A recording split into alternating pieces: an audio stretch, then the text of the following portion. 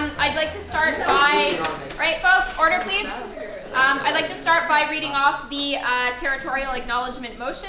So we'd like to begin by acknowledging that Concordia University is located on unceded Indigenous lands. The Ganyan-Gehaga Nation is recognized as the custodians of the lands and waters on which we gather today. S.G.W/Montreal is historically known as a gathering place for many First Nations. Today it is home to a diverse population of Indigenous and other peoples. We respect the continued connections with the past, present, and future in our ongoing relationships with Indigenous and other peoples within the Montreal community. I received a couple of requests for excusal. Maha had a family emergency, Nicholas Hamel couldn't make it, and Jared's going to be late, so he requested excusal. Eduardo's at a Hive meeting and should be back halfway through the meeting, I think, and Millie's we already excused, so we don't need to excuse Millie's. So that's Maha, Nicholas, Jared, and Eduardo. Yes, Victoria? I move to excuse them. Okay, do we have a second? Patrick? Is there any opposition to excusing? All right, perfect. So that carries unanimously. So I'll just go through approval of the agenda. So at this point we can amend, modify, add, subtract, anything like that. Yes, Victoria? Can we talk about my agenda points that we took out like 6 weeks ago? Yeah, it's already on the agenda. Okay. But I wasn't sure. Okay. Yeah, it says clubs and space committee minutes and returning. Perfect. Run? Could we add under new business informational strategic planning update? Yep. Okay. Yes, Desiree? Can I move mindfulness project to go after CSU IT and Hojo website presentation? Which one? Sorry. The mindfulness project, which Is it a new presentation? business. Yeah. It's a motion, but there's also some. Is there any reason, like, is somebody here to present? Yes, they're here and they're Okay. gonna leave after. And we have to go home. Okay, I'll put it after the athletics because I know they also need to go. So that's mindfulness, right? Yes. Okay, perfect. Okay, yes, Chris? It's for the election motion. Yeah, got that here. Yes, Salman?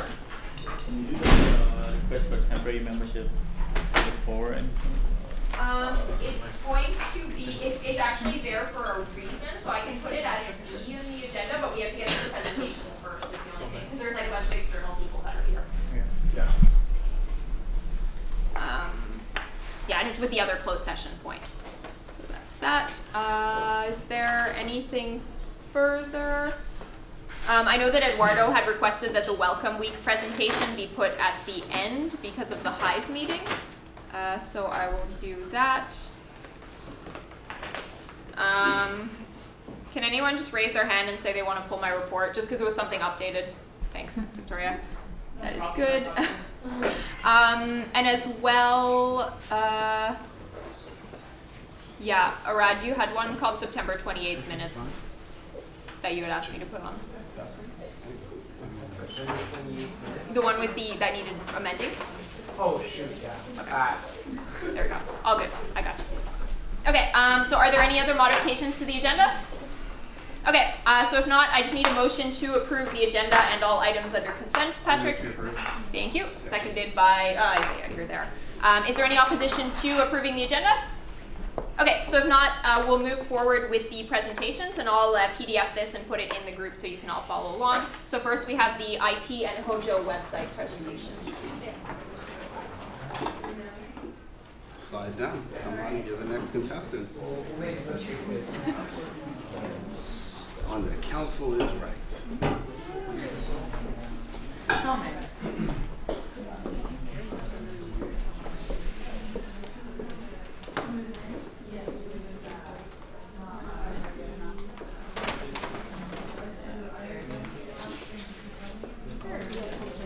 I feel like we're back in high school. A bunch of kids in the classroom.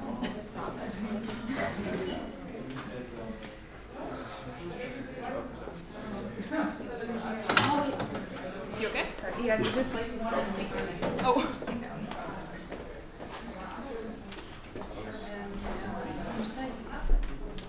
Just slide to the right. What happened to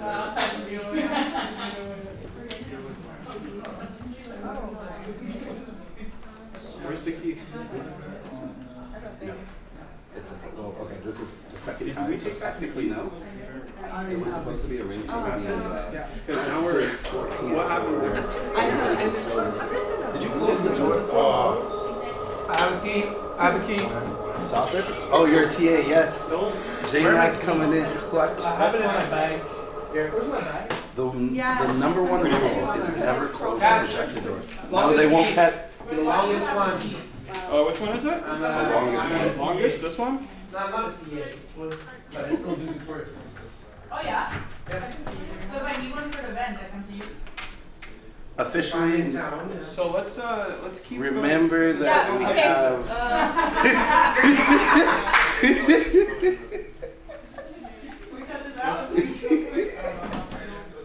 not noted in the minutes. Please, do not.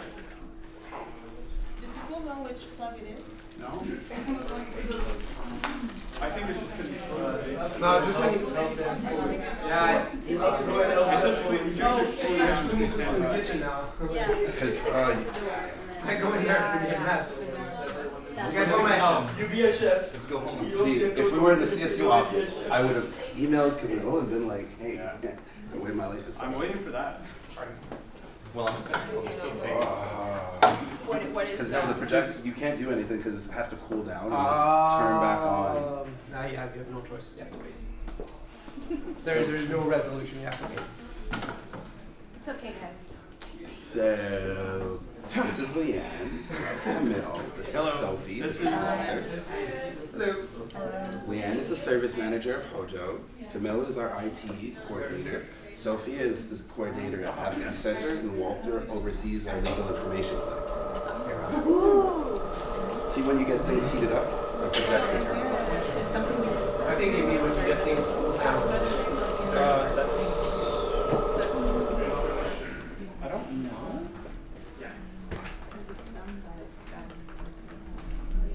Okay. Projector warming up. This is a positive development. Something just double check. Rule number one. even if it goes here. Oh, Panasonic. Okay. Chris, did you take a bowl? Bowl? No, I'm feeling kind of stomach sick right now. Okay, we're good. We're good. We're good. All right, everyone. I just keep the door. All right, folks, so if you could turn your attention to the front, we have the service IT proposal presentation. Nope. Perfect. All right. Hi, everyone. As you may know, my name is Patrick. I'm your academic and advocacy coordinator. I'm here with 4 lovely people who work at the CSU, full-time employees, and they're here because they care about 2 things that they deal with on their daily. We'll go into it when we do the presentation, but I just want to introduce everyone. So here is Leanne. She's the Hojo manager. She does a lot of great work with housing rights and employment rights. There's Camille, he's our IT director. He does a lot of, he keeps us afloat with the IT, and that's something really valuable. Sophie Stone, our advocacy manager. They help us with student rights. They help students get out of sticky situations with the administration. A lot of good work. And then there's Walter. He's our legal information clinic manager, and he does a lot of good work with helping people get out of sticky legal situations, giving them information. It's a lot of great work. So they're here today to talk about 2 things: the Hojo Classifieds web application and the customer relationship management software. So with further ado, I guess I'll give it to Camille, right? Thank you, Patrick. So this is us. Patrick already went over that. Yeah. So I guess we could talk about the Hojo Classifieds web application. Yes, we're why a classified site for Hojo? Well, first of all, it's an essential service. This is not something we can go around. It's one of the main assets of Hojo to work day to day with the students, to help them find safe apartments and jobs. It is not a simple website. It's a web application. It's a tool, a bit like Office 365, with advanced features and not just static content. 44% of students come from the ISO, and it is often the first point of contact with international students. So we need a user-friendly, functional platform, which is actually one of the problem we have here with stability. The site often goes down, so it does not allow students that cannot come directly into Hojo to get help. It already had some effect with landlords and employers. They are now more prudent when dealing with vulnerable students in Montreal. They know we're gonna defend their rights. It is a mandate of the CSU because if students cannot find housing and jobs, Concordia won't do it in their place. This is our job to help them with that. This is part of the essential service. So about the metrics, the site is still in high demand. We have about 12,000 total registered accounts on it. And a conservative estimate of 15,000 pages visited each month. Conservative, it means that it's probably much more than that. And yeah, the current site is at the end of the life cycle. It will be, next slide please, it will be what we're going to be covering here. The stability and the security of the site is deeply compromised. It's riddled with bugs and malware. It often goes down. A lot of its functionalities have to be worked around, like the login, to actually function. Please, next. So these are some of the bugs.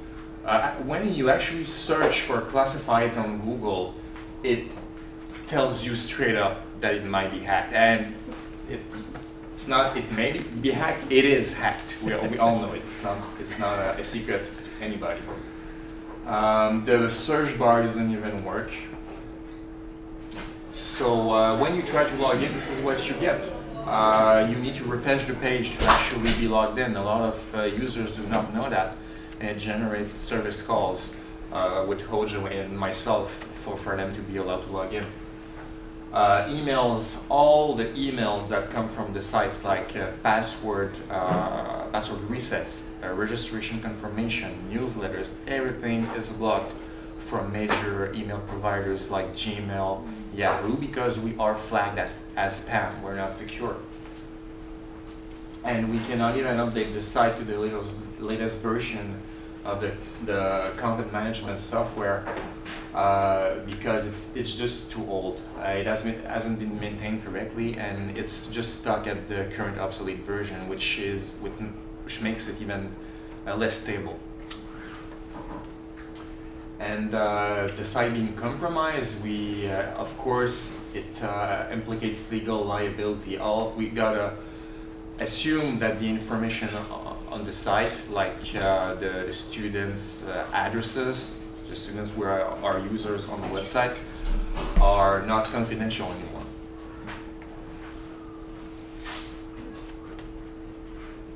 Thank you.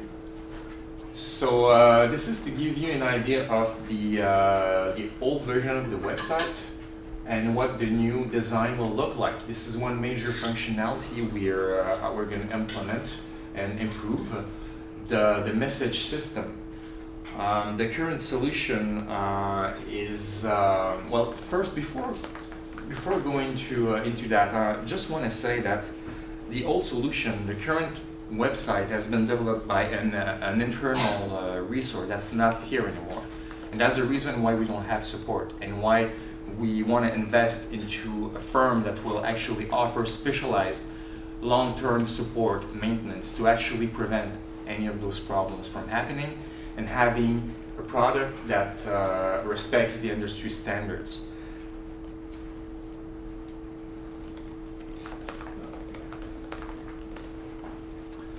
So the messaging system, we're offering some improvement in that regard.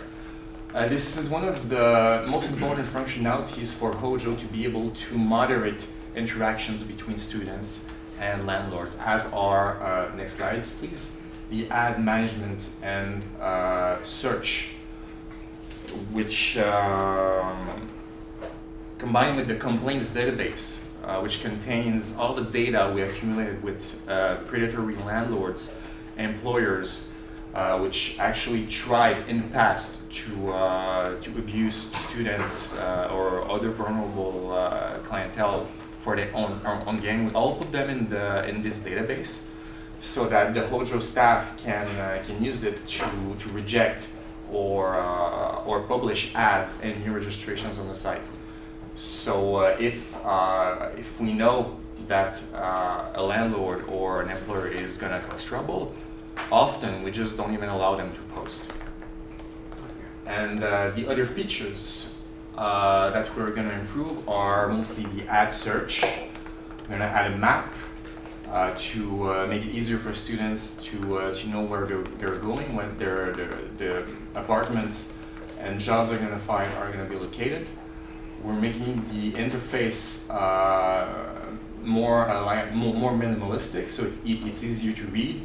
We're adding filters to the search functionality, so that it's much more powerful and functional, because our actual search bar doesn't even work, like a person mentioned. There was another, sorry. Yeah. That was actually the place, there was a slide that was there before, but it would be the place for Leanne's testimony. Yeah, so I guess Leanne should speak about this, because that's her. Okay, thanks for having me tonight. I'm excited to talk about the Hojo website and the Hojo service in general, and if people have questions, I welcome them as well. So, Hojo, we're on the second floor of the Hall building, open Monday to Friday, 10 to 6 Monday to Thursday, and 11 to 4 on Friday. And if you haven't been to our office, I encourage you to come by, come check it out.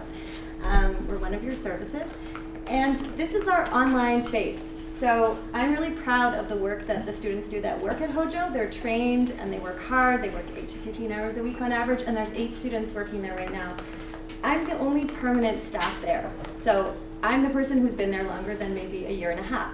And this website is holding the information from people who were there before me, and for people who were there when I was on my lunch break and things like that. So basically, students look for apartments on our website, students look for jobs on our website, and this website is able to keep them from problematic landlords, which for people who might not have had one, it might sound like a rare situation, but in Montreal it's actually very common. Landlords don't follow Quebec law. So what we're talking about might be an illegal deposit, we might be talking about refusing to do repairs, demanding that your co-signer is a Quebec resident, something like that. Things that are just like not up to standard, not equal for everyone. So these are the kinds of things that the website moderates out, which makes it safer and, you know, respecting people's rights in a way that Kijiji or Craigslist don't. So it's a really great thing for people who are just moving here, just moving out, just getting their first job to have like a positive experience. So that's what the site can do, and on its good days does. And I hope to have an even better looking site in the future that will do these things. Yeah. We'll go here. Cost. So So why a custom web application? Everything we want, especially about the complaints database, is not things that come built in under pre-made classified plugins that are available on the market. We did a lot of research. We spent, we sank hundreds of hours doing research and design to find the right solution, and custom is the way to go. And when you go custom, it's like when you want to have a custom-made suit, it's more expensive. So doing that also means that we're going to get a quality product that will stand the test of time. What we want to do here is spend that money for a website that will last at least 10 years.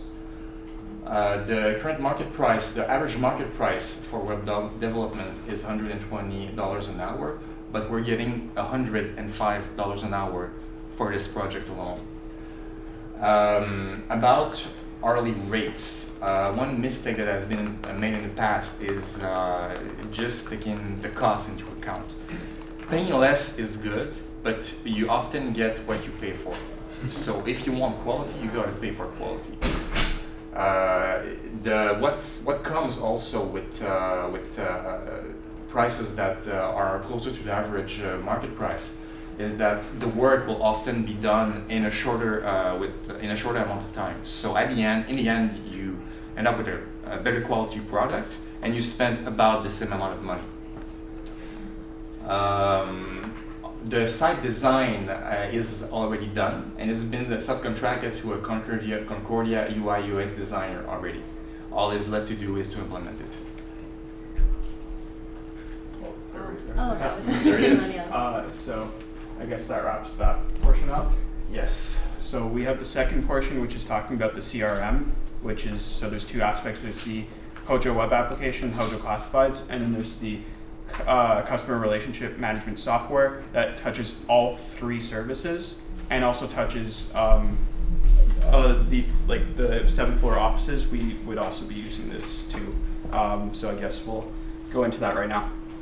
So to touch on this, as I said, the customer relationship resource management software, it basically, we use it to retain student profile information. So every time they come, we can keep information on students, like about cases. It's extremely important for institutional memory and also to keeping track of our clients. There's also, we can use it for case management analysis and stuff like that. We currently have a CRM called Penelope, but due to things, due to what it is, it's literally a medical information management software, which is designed for medical clinics. It's not really meant for student unions, and so we've been dealing with that. We've had several problems with that. So as we can go into what Penelope, the problems with it is that there's been not enough support for, we spent money on support and it wasn't delivered on. There's no search functionality. That may seem small to you, but it's extremely important to our staff to have some sort of search functionality that is dynamic, and we currently don't have that. There's no reporting software inside of it. It really screws with institutional knowledge, because this is basically, as I understand it when I was speaking to all three service managers, it's all based on brain power and remembering all the cases by heart. And so that's not really good, because somebody could leave at any time. That means Sophie Stone, our advocacy manager, could decide to quit right now, and years of case management could just be gone like that. And that's just not good for us, for efficiency. So there's other stuff like no online tickets. There's no dynamic communication between the services. It's just, we need something better. So I guess we'll just go into the testimonials of each service manager. So they can provide some, we'll start with Leanne, but they each have their own experience with it, and it's important to hear what they're saying. So I guess Leanne, take it away. Thanks. So I guess I'll speak for my team of 8 staff who are all students at Concordia, full-time students, and they're brilliant, probably like you guys are, or would be if you were using this program as well. People do research when there's a problem that a student has, because everybody's problems are different. So we do research and then we store it on this software. The problem is we can't retrieve it later. So we don't know how to find it based on, let's say, tags. We can find it based on date or the person's last name, but that's it. So let's say the case is an eviction case or a harassment case or a discrimination case. We can't search based on those things. So it comes down to remembering which day, which person, and then asking them, how can we find this case? So there's a lot of amazing research that is stored on here, I would imagine, from all 3 services, and it's really valuable stuff. And not being able to access it means we duplicate our work. So we're doing it 2 and 3 times, whereas if we had software where that was something we could tag, then we could share that research, right? So if someone graduates, they did research on eviction, 2 years later, someone can use that research, and then they can spend their time doing new research that we can then share. With it being a medical software, like for medical information, if you think about your own medical records, those should not be shared. Any information in your medical records would be very private, and that's how the software operates now. So it's something we'd be really excited to share the information within our service, and then when we work with the other services, to be able to share that. So it's still secure information, but if we're dealing with, let's say, a problem in the university residence, it might be a housing issue, but it's also a university issue. We want to work with advocacy. So if we do some research, the most efficient thing is that, I can call Sophie and be like, this file, we're going to work on it together, take a look, and she could click on it, but we can't do that right now because it's so secure. So it's a funny software. And that's just an example of the struggles we face. Yes, I mean it's like Leanne said, it's secure to the point where you can't share, and it's not searchable. So that means that if person A comes in and I help person A, well then after that, if person A comes in 2 years later, I have access to person A's information. But in terms of precedence, I have nothing. And the CSU Advocacy Center, which is about 15 years old, has been lucky that every manager has been a former advocate. The day that a manager leaves and there doesn't happen to be a senior advocate who's like, you know what, my degree's done and I'm going to take this job, that's it. That's it. All that knowledge that's been passed down from advocate to advocate is gone. So that means even if you have a good budget and you hire someone really professional and competent to do this job, they don't know any of the professors, any of the complaints, any of the systems. What little tricks we've learned over the years and passed down, they're not there because this system doesn't allow you to search. And those names don't mean anything to someone who doesn't know the cases. I search cases because I remember the names and my advocates remember the names. It's made my advocates very smart and at remembering lots of information and people's names. You get really good with names when you have to remember them to search for things. And I can remember a case from 2 years ago, try that one. You'll see what I did there. But like I said, you're taking a huge risk in hoping that there's going to be an advocate to fill in a manager's shoes if ever a manager leaves, because the manager is the one with the most information. That's the one person who's working full-time. Everyone else is a student and they have their own priorities, and this isn't their end game. So they leave. Some of them leave to do internships. Some of them just leave because they're like, hey, this is my last year. I want to focus on school. You don't know that an advocate's going to be back the next semester.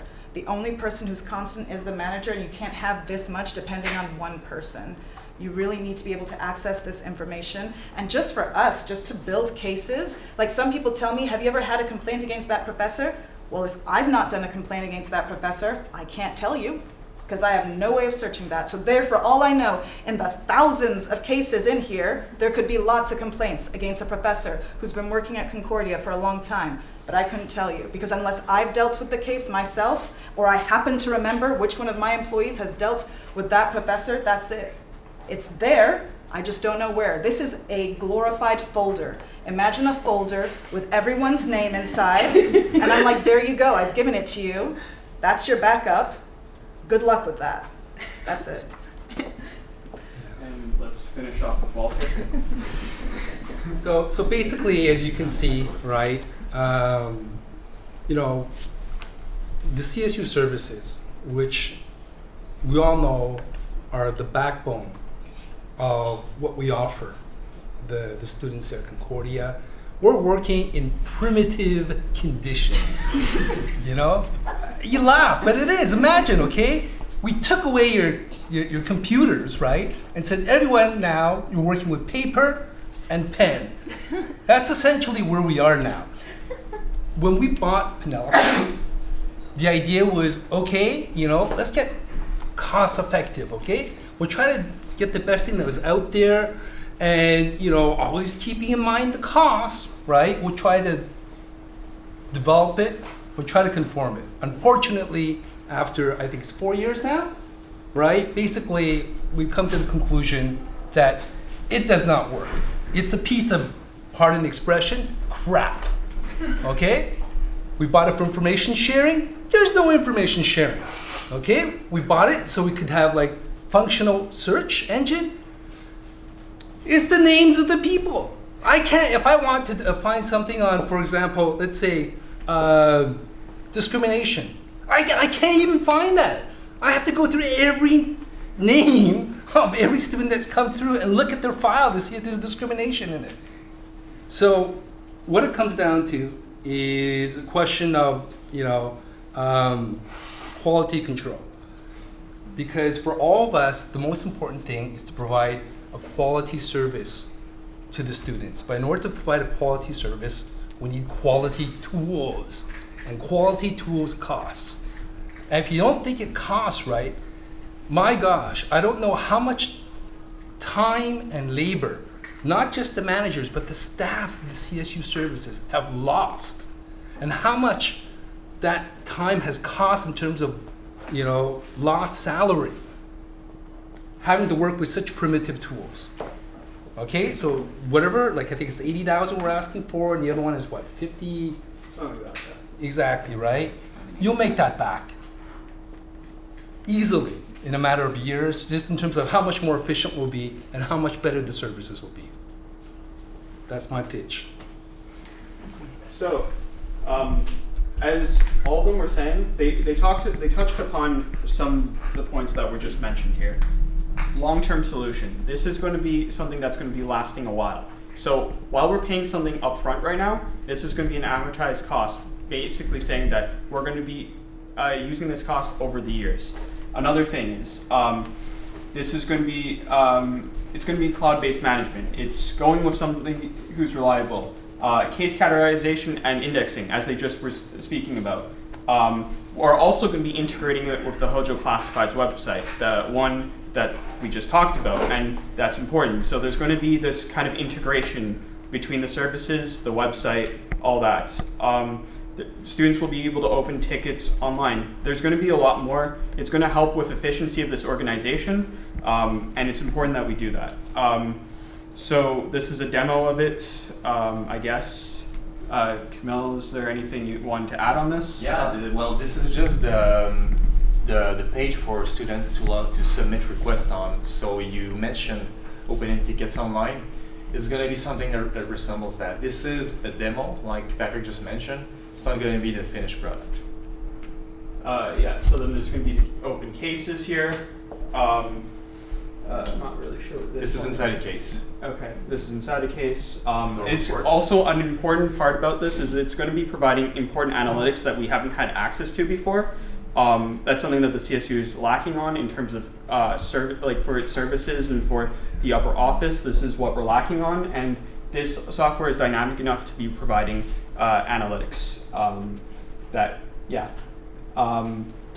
So as we all know, we have a Silk fund, so we spend it on student stuff, and basically what we're going to be doing is we have a motion and we want to use the Silk fund to pay for this. That's what we want to do, and here's the motion. Before I read this motion out, I just want to touch on a few things. I first want to thank all 4 full-time employees. It shows that they really care about this. It shows that they really want to make the CSU better. And I can tell you that the countless hours each of them have spent fixing or dealing with Penelope, it's wasted so much time where they could be spending their time focusing on students. It's really just not working. Hojo Classifieds is another thing. It's something that Camille has to deal with, what Leanne has to deal with, and it's time that could be spent better, right? This is something, like, we can all agree here that the CSU's IT infrastructure is not at its greatest. This will be a much needed upgrade, and I think that we should all support this motion. You can ask questions about the money and all that, but ultimately, I hope you all support this. I don't know how many months you spent on this, Camille, but you spent a long time on this. Yeah. Classifieds. They spent a long time gathering these proposals ready. It's really, I would just want to thank all 4 of them for this. It means a lot. So I'm going to read out this motion. So it says, whereas the CSU is in dire need of upgrading its outdated and deficient IT software and services, whereas the Hojo Classifieds and the CRM applications are essential in order to ensure quality service to students, whereas the CSU does not have the necessary capital to purchase and invest in these applications, be it resolved that Council, under its powers in Special Bylaw I, approve the expense of $85,000 for the Hojo Classified web application in the Silk Fund, subject to the Fund Committee's approval. Be it further resolved that Council, under its powers in Special Bylaw I, approve the expense of $55,000 for the Customer Resource Management software in the Silk Fund, subject to the Fund Committee's approval. And be it further resolved that the budgetary impact of this motion be minus $140,000 and will be taken from the Silk Fund. Do we have a second? Arad? So I don't need questions. I really don't know. Yeah, I mean, I guess you kind of already motivated. Are there any questions, Desiree? Not a question, just I want to speak in support of this motion. You know, I worked on the presentation and I was there with the service managers when they advocated for this. And they they've done a lot of research. There's quotes also available if you have questions concerning the breakdown. We just can't provide the names of the providers for legal reasons. So yeah, in favor. I also want to speak in support of this motion. I don't have too much to say. I spent a good amount of time thinking about the motion to see, because it is a big amount of money. But overall, it seems like it's a good use of money. CRMs, for example, are super useful software that every major association, organization should have, whether it's nonprofit or for-profit. We see it's very common. And as well as the website, well, that's a mess right now. So I do hope you guys take this seriously. Thank you. Okay, so if there's no further discussion on the motion, then we can move to a vote. So all those in favor of the motion on the screen, please raise your placards. 11, all those opposed, 0, and any abstentions? 1. All right, so that carries. Is there anything else you want to mention? Thanks to you all for listening. This really means a lot. I'm pretty sure to all these employees who came out they took time out of their day to present. I think this is awesome. Thank you all. Thank you so much. Thank you so much.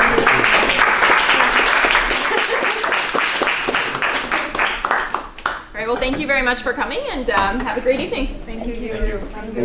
Wait, Walter, so do you guys want to take a bowl to go?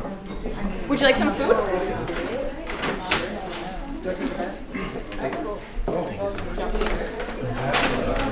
What's next on the agenda?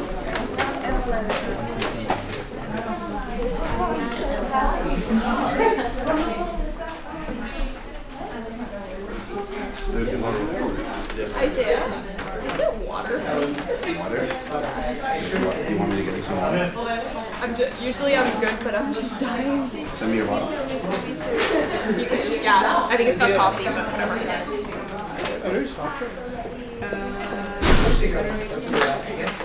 Isaiah, Chris was on. There's soft drinks. I just saw Dr. Pepper. I was wondering if there were. Your boy came prepared. All right. All right, folks. So at this point, we are on the Concordia University Recreation and Athletics presentation. Oh yeah, Isaiah. Oh no, it's just I was just asking you to pass it. Everyone should know what's going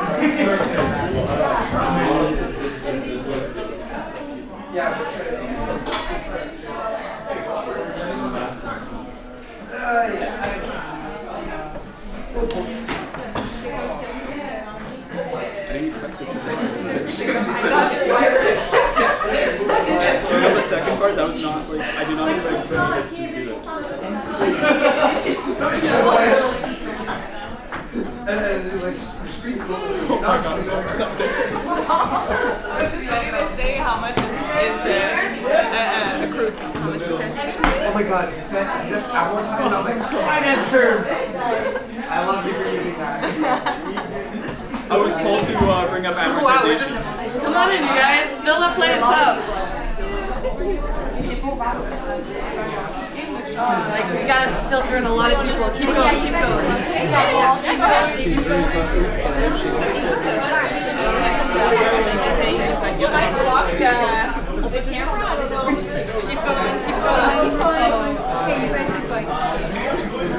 Oh my god. Yep.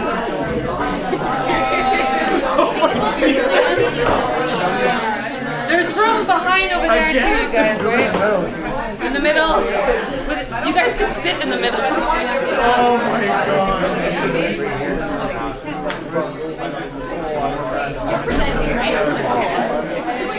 Can you see my dog?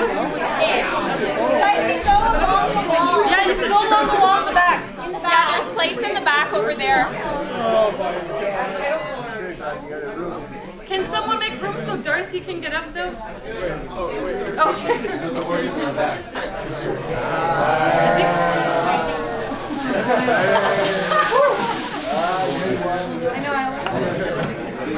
Oh my god, thank you.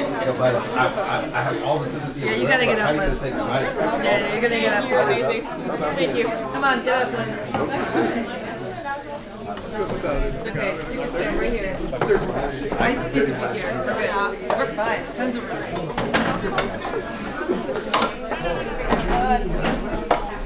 I mean, like, running an election, dog, that's all you need to do. Then you get dinner and a show. All right, well, so if you could turn your attention to the front, we have Kathleen. Yes. That's right. Kathleen, who's here to present. Hi. Hi, everybody. Thank you. And I want to say a special thanks to everybody who's here from Rec and Athletics. It means a huge amount that you guys made it out here. So let's talk about Rec and Athletics. Now, you guys, I did a presentation for you guys. So this isn't new. I'm reiterating a lot of the stuff that I'm saying. This is a quick recap of what was said. And all these people were like, well, we didn't see the presentation. We want to be here. So that's why these lovely people are here. So just a quick recap. This is Rec and Athletics. This is a quick snapshot of what it is. We've got the Stingers.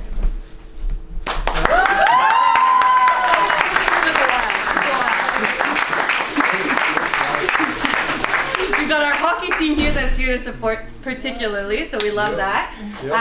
We've got the gym, and then we've also got recreation. So that's a mix of everybody else that's here as well. So, and recreation includes a lot of our clubs, like the cheer team here. And I say our clubs, there we go. Yeah, I say our clubs, but they're really under the CSU, but we work closely with them, of course. So, what are we here doing today? Oh, can you mind? Yeah. I'm like looking, I'm like, who's gonna switch this? Okay, so what are we doing here today? This is the current fee that we get and that we have gotten for the past 10 years that hasn't seen an increase or even a little bit more money. But this is the increase that we are asking for. Again, this is based on 10 years of inflation. This is based on the things that we want to do, the things that we want to accomplish that are going to be outlined in the next couple of slides, bringing us to a fee of $5 per credit. So this is what we're doing, and I made it pretty because why not? 50% reduction on the gym memberships, which was a big plus last time. I heard you guys say it, but I heard you guys saying, okay, that's great for downtown, but what about Loyola? We solved it. Perform's down. Perform is in. They will match our price. So we're talking about yay. That was a big yay. Yes, shoot, we don't clap here. We do this. Okay, this. Perform Center and the gym will be each $35 for a semester. Yeah, it's a pretty big deal. Free Stinger games for students. Obviously, for our Stingers here, that's a huge plus because they want to see people in the stands, but we also want to get students to the games and take advantage of everything that the Stingers have to offer. The summer, obviously, so students who are in school in the summer have the gym for free, which is huge, obviously. We want to create a Rec and Athletics advisory group. So that was something that was outlined in the Health and Wellbeing Review that was done in 2017-18 by the university. So we want to get a group of kids together. I say kids, I'm not that, I'm 25. Group of students together and talk about what we can make better for Rec and Athletics. Because we may, you've got old guys in the back. They don't know what's happening. They don't know the new sports that are out there. I mean, the amount of times that I've heard cricket just being at the orientations and stuff, we need to implement that. So that's the type of thing that we can do in the advisory group. CrossFit gym on the 3rd floor. We've got the plans. We just need the money. That's happening. More recreation sports supported by Rec and Athletics. One of them being the cheer club. They're here. And they've asked us, they want to work with us, they want to be Stingers officially, but we can't give them that because we don't have any money to give them. But we got lots of spirit. Actually, they've got more. Alternative types of rec for the student body. So not just sport recreation, but like chess or table tennis or different types of things that can also be considered recreation, right? I'm just gonna... and then, of course, more informal rec spaces. So things that can be around the student body, or around the student, both campuses, that people can just hang out, play for fun without having to necessarily either pay, right? We want to include more free options for students. And this whole thing, for $2 more a credit, we're giving a lot of free stuff for students. It's paying for all of these stuff and then some. So you just want to go to the next slide. I went ahead there and told you guys, spoiler alert here, but we are ahead of schedule. So this is something we want to do in phase 2. So you guys I know you do have our plan. I didn't want to bore you with the details. I think you get it. But this was in phase 2 to talk to Perform and see if they were interested. They were like so interested. So this has been bumped to phase 1. So as soon as the fee levy is passed, that's in action for Perform and for the gym. Sorry, yeah. Oh, all my stuff was screwed up, but you guys get it. So I think a lot of the big questions that I get when we talk about recreation athletics, they say, oh, it's the Stingers. Like, yes, it is. We have our wonderful Stingers here. But that's a very small part of what Rec and Athletics does. We have so many clubs. These are just a few that we got from the CSU website that could easily work with the Stingers, whether it be recreation, competitive. They can be under the Stingers. See, cheerleading's first. The gym. 79% of the students that are people that are at the gym are students at the university. Same thing for recreation, 82%. Or in any of our leagues, in any of our teams, we've got leagues. We've got a manager for rec here. We've got hockey. We've got basketball. We've got volleyball. We've got so many. 80% of those students. And the Stinger game attendance, you can't tell, but we're on a rise. And I know a lot of you think, like, well, who goes to the games? We're up. We're at 36% of students in attendance this year, and that is going up because I'm here. So we're working on it. So just wanted to show you, this was a huge part of the presentation last time, but with the increase in fee levy, we're still super competitive when it comes to the other universities. We're asking for a lot less than what other universities get. The memberships would be of much less, and of course, we would be the first university in Canada to offer free students at games. So that's a huge, huge plus, and I think we'd be setting the field and setting the stage for a lot of other universities to follow. McGill copies us like all the time, so they'll be next. That's it. Oh. That's it. Yeah.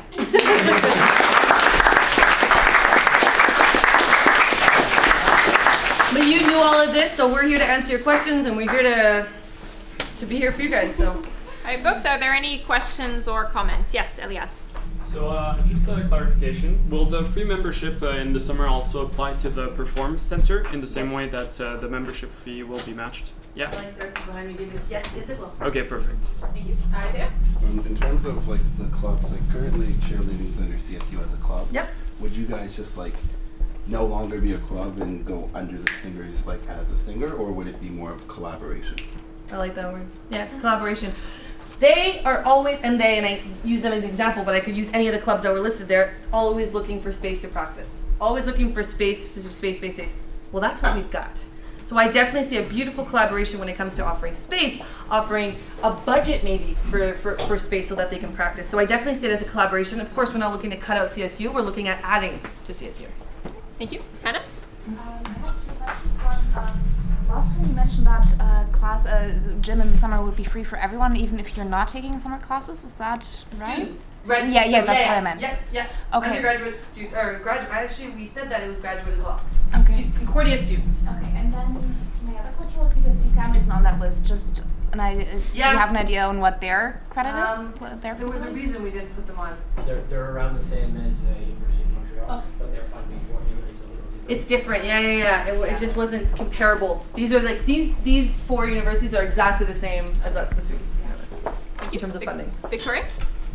So you said that the gym membership lowered, but I had asked you last time if the gym membership worked at both. Because let's say I get a membership for the gym, like am I allowed to go to the other gym? Because like I live closer. So now it's crossover?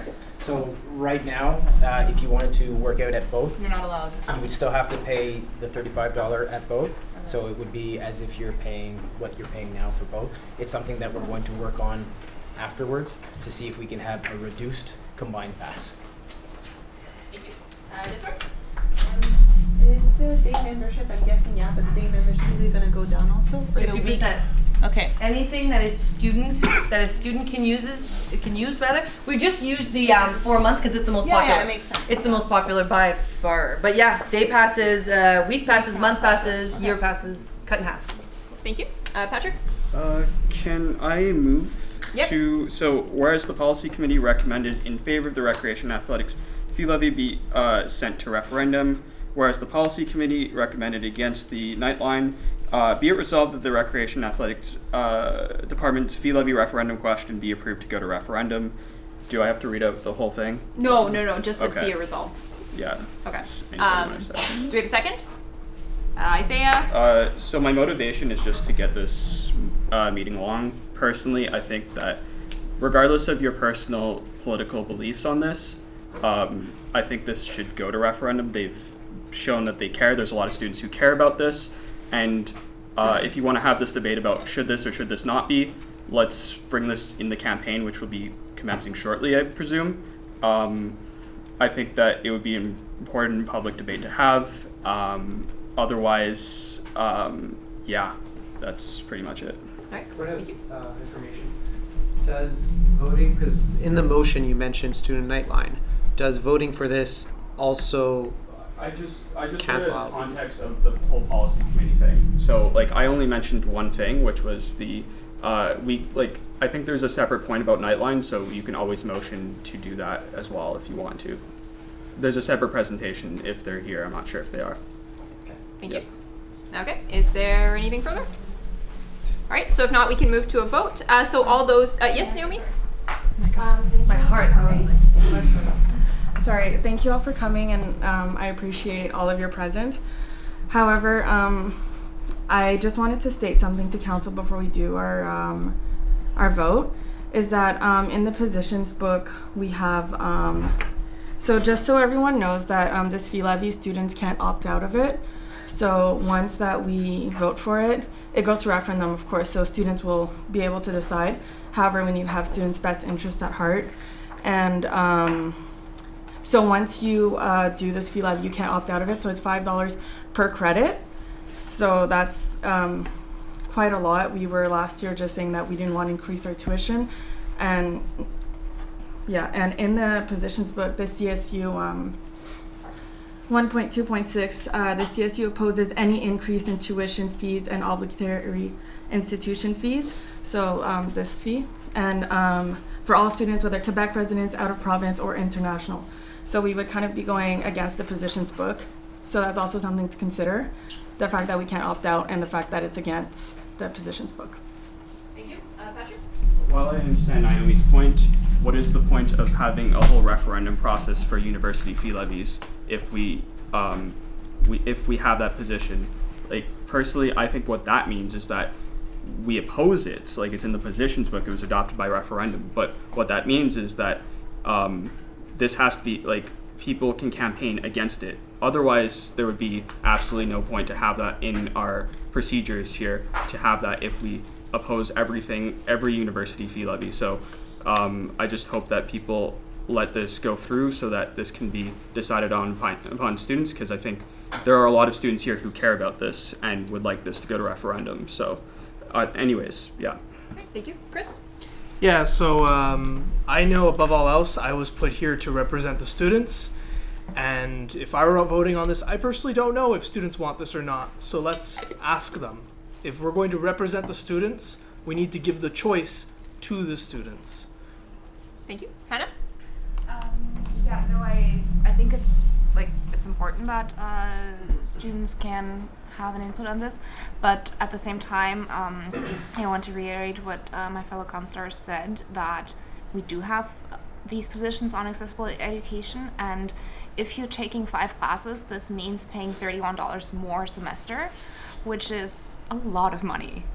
And then two semesters, that's $60. That's basically what you're. $180 over your entire year. Yeah. Sorry, your degree. Yeah. Degree is the word I'm looking for. So that's like basically you already have the money you're spending less on for the gym membership. You already have that back, kind of. Like you're already spending that more.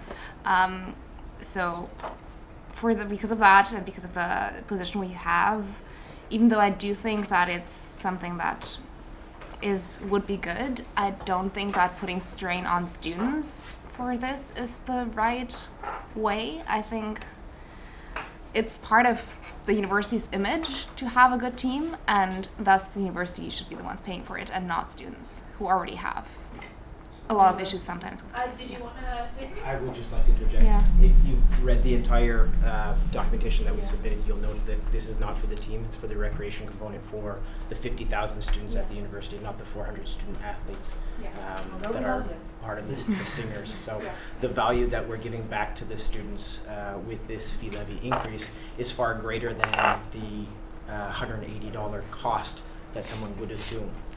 Also, with this fee levy increase, we're going to be able to expand and improve on the student experience by having more clubs, more recreational aspects, and by doing that also, we're able to employ that many more students within our unit, helping out with all of the additional recreational activities that we're able to offer.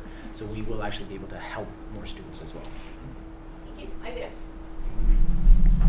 Yes, I would have to read the position again really clearly, but I feel like when you say that we're against the increase of any fee, it would be from the university increasing the fee without consultation or asking students if they want a fee. It's one thing with when the university increases tuition and then students can't do anything about that. This is more so a referendum question to consult students to see if they are willing and want this. If they don't want it, they won't put it. But it's not like, and we're us ourselves making this decision are not increasing the fee. And we're not taking a stance on whether or not it's not the CSU, the organization, saying we want the fee levy to increase. The referendum question is for or against. So we have people here who are obviously for the question and will campaign on why they think it's a necessity for student life. But then we have people who will campaign against, who would be able to be equipped with the knowledge to go and campaign and tell people, well, no, this is not a good thing because of X, Y, Z. I think that's more of the question here is, should this even be allowed to be discussed at a referendum state? Thank you. Arad? Yeah, we're using fancy words a lot, but like the positions book, the purpose of it is we don't want the university to kind of pocket money for themselves, which likes to do very often.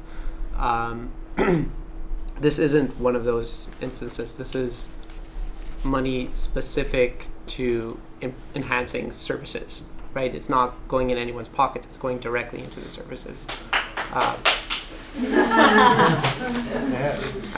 I'm not saying this for applause. Like I'm like now it's like seriously like person to person. Like let's be real with ourselves. It's not like a political stance that we're taking over here. It's just, do we think that this is going to be, well, not even do we think students should be allowed to decide on whether this is going to be beneficial for them as a spending point, or should we just straight out say this is illegitimate and not even give them a voice? I don't think there's anything illegitimate in this. I think mental health purposes actually, working out and all those stuff are very, very useful. I would very much use these services. So I think it's important. Yeah. Thank you. Chris? Yeah. I also just want to stress the fact that students are getting new things for free out of this. So this is not a matter of are we paying more or less money. It's a matter of, do students want to make a trade-off? Do they want to pay more money per credit for a free gym in the summer? Which, by the way, you can't put a value on your health. You absolutely can't. Like.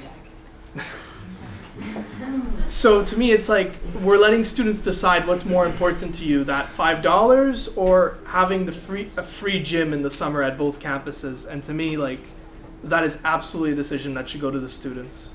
Thank you. Patrick? I called a question. Okay, do we have a second? Arad, is there any opposition to calling the question? Victoria? Okay, so we'll move to a vote. So all those in favor of calling the question, please raise your placards. 9. All right, so that's 9. Is there any opposition? 1 and opposition? Yeah. 1, 2, and any abstentions? 0. Okay, so the question's been called, so we will move to a vote. So all those in favor of the motion as read by Patrick, please raise your placards. So that's your voting to send it to referendum. 4, 5, 6, 7, 8. All those opposed? 1, 2, 3, and any abstentions? 1. So 8 over 11 is the requisite 2/3. So the question will go to referendum.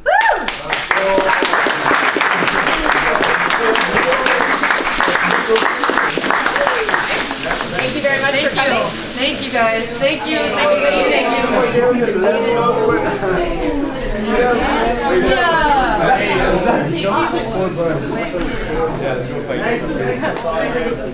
Next point is mindful. Yes. Yeah. Well, I want this one, guys. Thank you. You guys got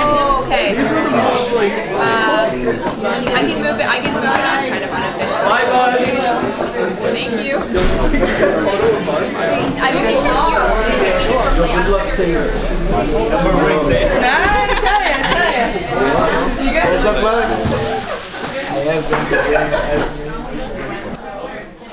We have to set up the mic.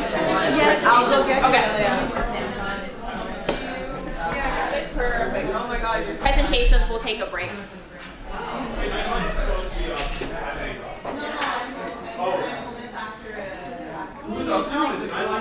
Mindfulness. Yeah. All right, folks.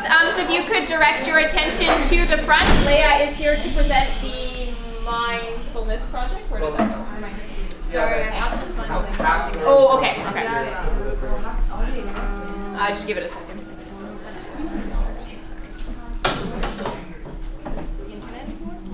I don't even know why. I actually wanted to go to. If they're gonna start, then I won't go. Yeah, we're gonna have a break after the presentations just to like get them all. Yeah. Since all the external presenters are here. What about me? What about me?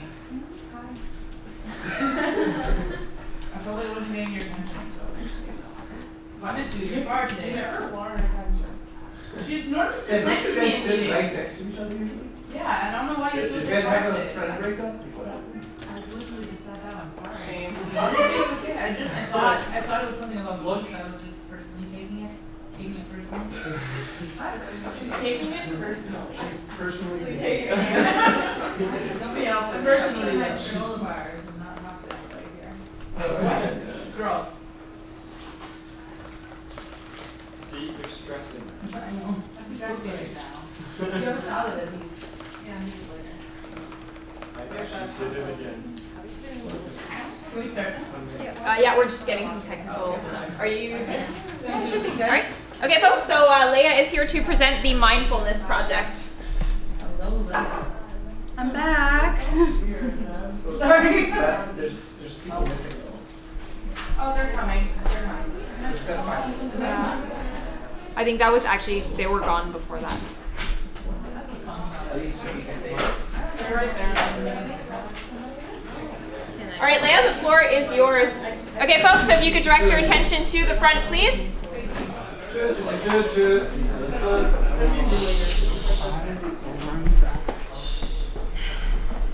Hi everybody, my name is Leah Homer. I am the main coordinator for the Mindful Project. So we are back again, I think for the third time in council, even though I wasn't here last time. And I'm also here with the instructor of the program this time, Elvis.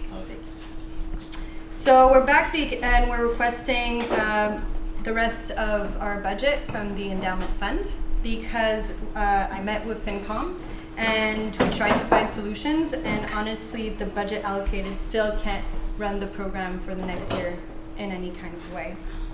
And we are aware the endowment fund is more than enough to fund the small rest of amount needed to do the work we need to do. So there was a little bit of like last minute adjustments, but basically this is what was allocated and this is what we need still to run.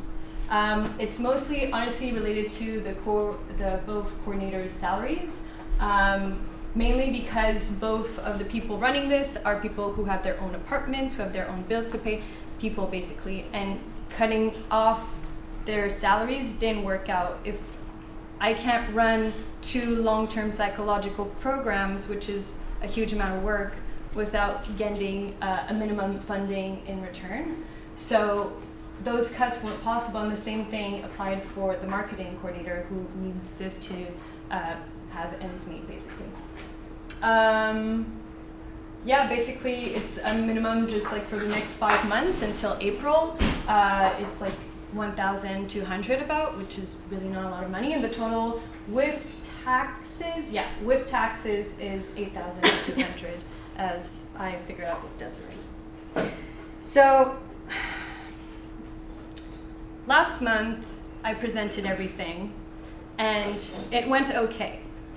And I realized, okay, what could I have done differently to show what we're actually doing here and what we're all about? And I actually realized I got inspired by the engineering students, right? So they all came in, it was super impressive because they were showing you guys, understandably, what the actual impact of their projects is on students, on their community. And that was very moving for you guys, understandably, because you guys actually get to see what this is actually doing. And so I got this idea of starting a petition just 5 days ago, because Goals. Really? Yeah. Okay, I Goal. was like, oh my god, sarcasm, ouch. No, yeah, definitely. No, like. Yeah, like I was super inspired and I thought, they don't know, it's not their fault, they don't know what we're actually doing. We've been running for years, we've been building a community, there's a lot of people who depend on us. And now in just 5 days, we're at 259 signatures. And I got a bunch of testimonials also from students. And this is just in 5 days. So I don't have 50, 20 people in the room with me. I have 259 people needing this project, supporting this project, who have been implicated or want to be in the future. My bad. I can do that. Okay. And I even gathered a few testimonials. Okay. Yeah, so basically you can add comments, and a lot of students commented on actually how this was impacted. So I attended a mindfulness training. I would not have been able to afford it if it was a paid service. I would not have been able to attend this program, and it was very helpful for dealing with stress and anxiety. I believe in this project, and I think every student should have access to it. We need more mindful students. This program was beneficial to me. I could read all of them, and I got a bunch more, honestly, but I don't think I need to. We're actually changing lives. I don't think I really pointed this out enough last time. Did you know also that we don't just train students, we also look out for their needs at a deeper level? When we meet them in our group settings for long term, we actually get to see what their realities are. And this way I can also see where they're at and then refer them to further services. The amount of students I've referred to accessibility centers, to counseling services, because they often fall through the cracks, and our program is a great introduction to taking better care of yourself in different ways. Last year I was also building a relationship with a psychotherapy clinic in Montreal called Mindspace, which Elvis also works for. And I was trying to find a way of getting these students then access to gold standard mindfulness training. It's even longer, it's even more in depth. And it was the idea of using the amount of like student insurance that we get through the CSU. And often a lot of students don't use it because it's so limited to see a psychologist. But because those programs at that clinic are offered by OPQ psychologists, they could get access to that program for free, basically. So I was working on this, but I haven't been able to because I've been working on coming back here, trying to get funding every single time. The money you're investing in the future, also, I just want to say right now, it doesn't just go to a program, it goes to a lot more. If we can finally have the money, the security for a year, and not have to worry about this and do the work we're supposed to do, we can finally build the link with counseling we've been wanting to do, grow our presence even more and influence even more students, and finally, work on one-time services. I'm working with Celeste right now, Loyola CSU coordinator, for like a de-stress day, and I want to give more time, but I can't right now because I'm not too sure where we're going. I also want to say that obviously the money that we'd be allocating this time, it's a one-time thing. The goal of this program from the beginning was to be integrated permanently as a CSU service, and so to be part of the original budget. We're not going to come back to council each year to ask for the amount. So this is basically a one-time thing where we need this money right now. The students need the service. So basically, I know the money is there. I know the endowment fund can cover it. I'm honestly out of time looking for funding because, originally it was supposed to happen in May, and now we're mid-October. And I can't keep looking for it because then I would need to find another job. And we're also running a program right now, so I have a lot less time to dedicate to this because I have students that need me right now. And at this point, I've shown the science. I've shown that our program is effective. I've shown that it's a financial opportunity on different measures. And now I've shown that there's a huge community that is actually really benefiting from this and will continue to do so. So I'm not too sure what else to add at this point. I'm kind of out of options. So now the ball is kind of in your court at this point. And I got something to add. yeah. Hi everybody. So I'm the mindfulness instructor for the program. I'm also a lawyer and an adjunct professor at the University of Sherbrooke at the master's degree of law and the bachelor's degree of law. I also teach mindfulness in many different contexts, and I know how you guys might feel. I've been in your situation many years before. You've been bombarded with facts and figures and many different projects, and you might be in a situation where you don't quite know on which criteria you want to base your decisions or who to fund. I got a bit of advice for you, and this goes if you pick us or not. I think it's good advice anyways. It's the fact that, as I said previously, I was a corporate lawyer, and when we had to decide in which project we needed to invest, we had only one golden rule, basically. And this rule is, beyond facts and figures and numbers, invest in the people behind the project. Overall, beyond the company's numbers or project's numbers, invest in the people that have the vision, the drive, and the skills to deliver the results, and that can go through thick and thin to make it happen. And I've been in many different mindfulness projects throughout the years. I've been teaching this for 7 years now across North America, and I've taught this to teachers in high schools and their students. I've taught this to doctors and nurses and psychiatrists in hospitals. I've taught this in prisons to prison guards and nurses and psychiatrists in prisons. And I can tell you this, you have here a project coordinator that is top notch. She went from nothing 2.5 years ago, and without support built this project to be something that is state-of-the-art, a mindfulness project that is multi-week, on campus, free for students. And I have all my trust in her, and we're doing something great for students here at Concordia. It's been running for 2.5 years. There's over 80 students that have benefited from the program, and we just want to be able to do this with even more students. And we have been through thick and thin to get to this point, and now we need just a little notch to become permanent eventually. So that's all I have to say. Thank you. Thank you. So just a couple of questions or comments from the floor. Amma?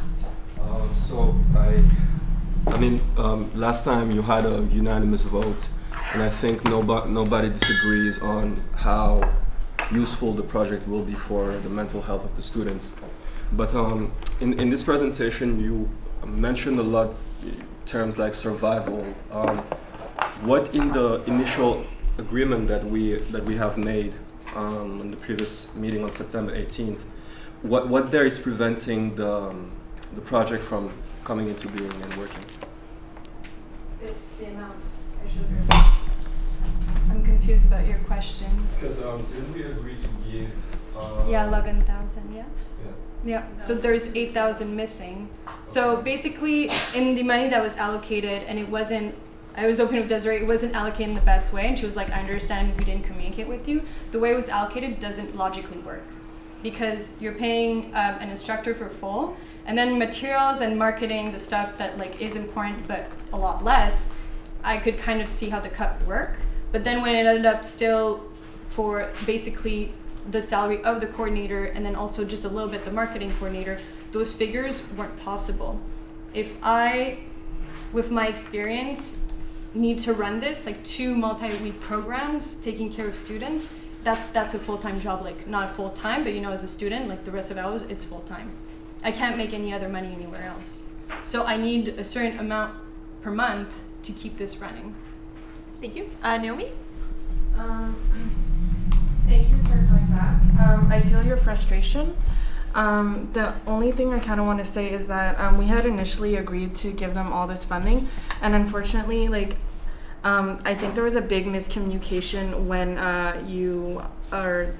the organization or whatnot did the motion, because it wasn't coming from a specific funding, and everyone was kind of yes, we want to give them money, but we don't know where from. So I strongly urge you, if you're coming back, to really talk with the finance coordinator, not anyone else, like the general coordinator. They might not know what's in the finance. They might not know exactly, like, they're not on top of it.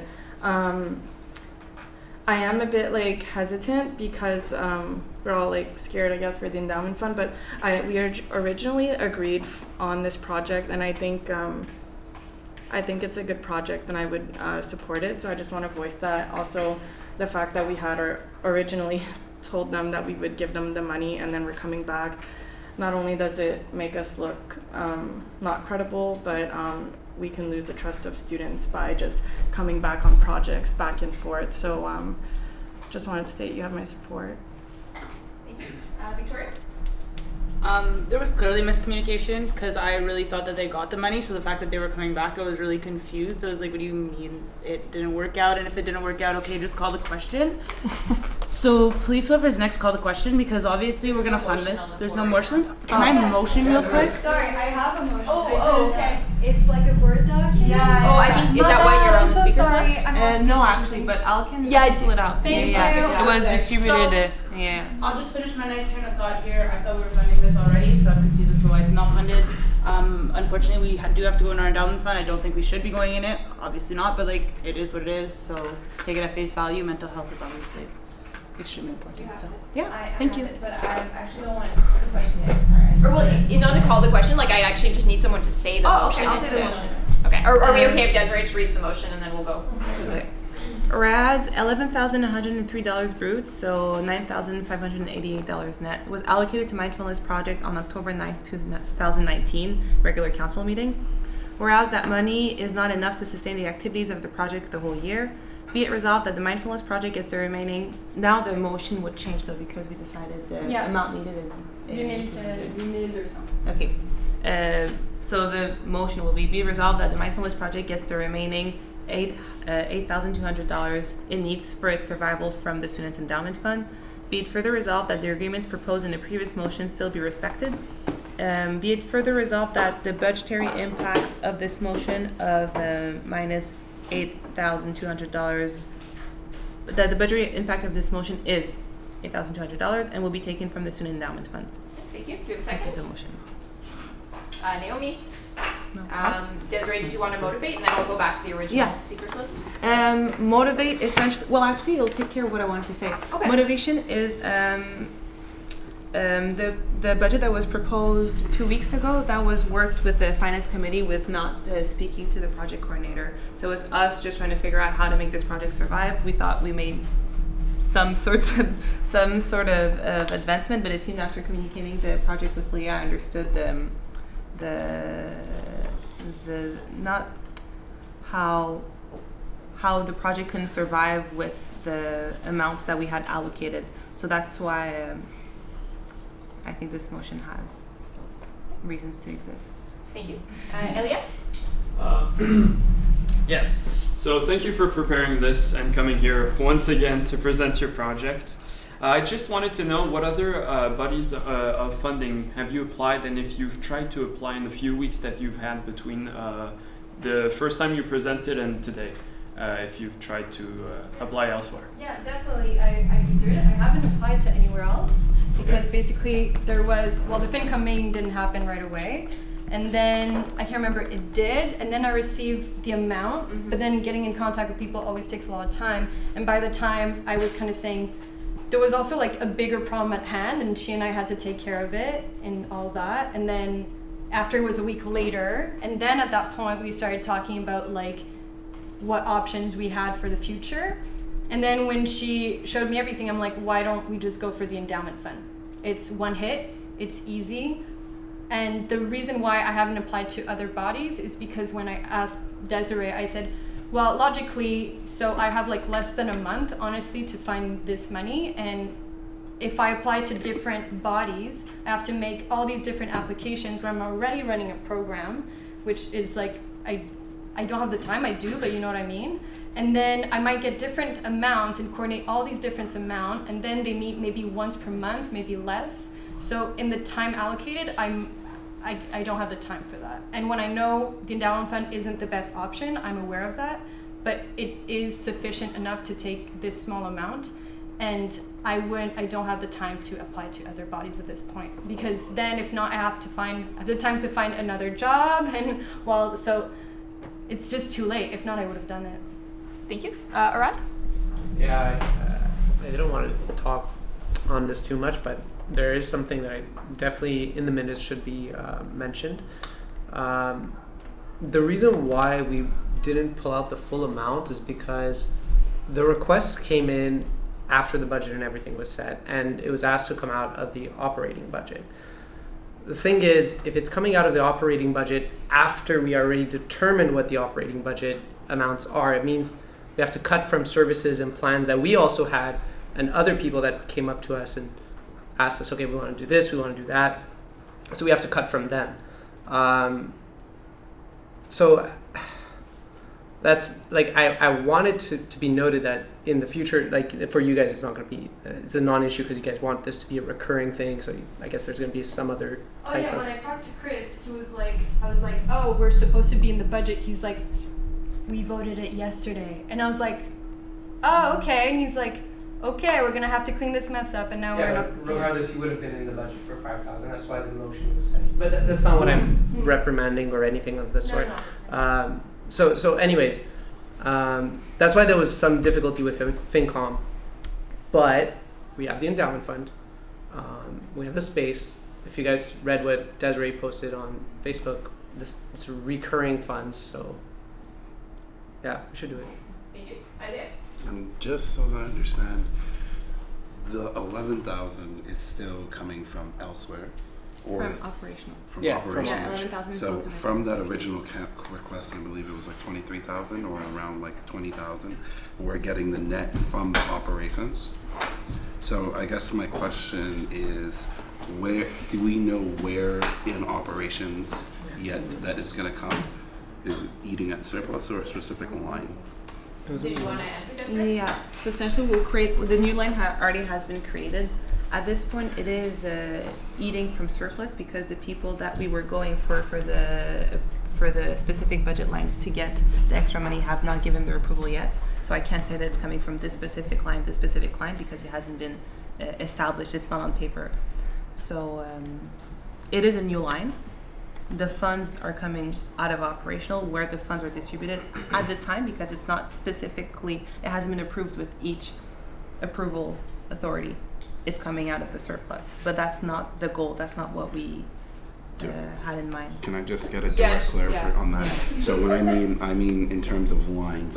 So if our budget is an Excel sheet, There's a new line that has been created. There's a new line, but is that line have money in it from the general surplus, or is it going to be like, knock on wood, worst case scenario, it's like, oh, like CAF is a line in the budget, we're waiting for CAF to approve to move some fund over it, or it's the money's already there and allocated from the operational total at the bottom? At the moment, because the approval authorities haven't given their yeses or nos on the monies to be allocated, it's coming out of the surplus, because no one has said, yes, I'm willing on paper to say, I'll give you this, I'll give you this, I'll give you this. So right now, it's just 11K that's eating out our surplus. But that's not the goal. That was not our intention going forward. Okay. Thank you. And it's passed. So sorry. Yeah, but it's passed, so it's official. Emma? Just Desiree, can you please confirm? I think the endowment gets filled by 30K every year, right? Yeah, approximately. Approximately, right. Thank you. Hannah? No, I was just trying to. Oh, sorry. I would just like to call a question. Okay. Do we have a second? Victoria, is there any opposition to calling the question? Okay, so if not, we will move to a vote. So all those in favor of the motion as read by Desiree, please raise your placards. 6, 7, 8. All those opposed? 1, 2, 3, 4, and any abstentions? All right, so the motion carries. Is there any more discussion on this topic, Isaiah? Okay, just something. I wish I was in the loop.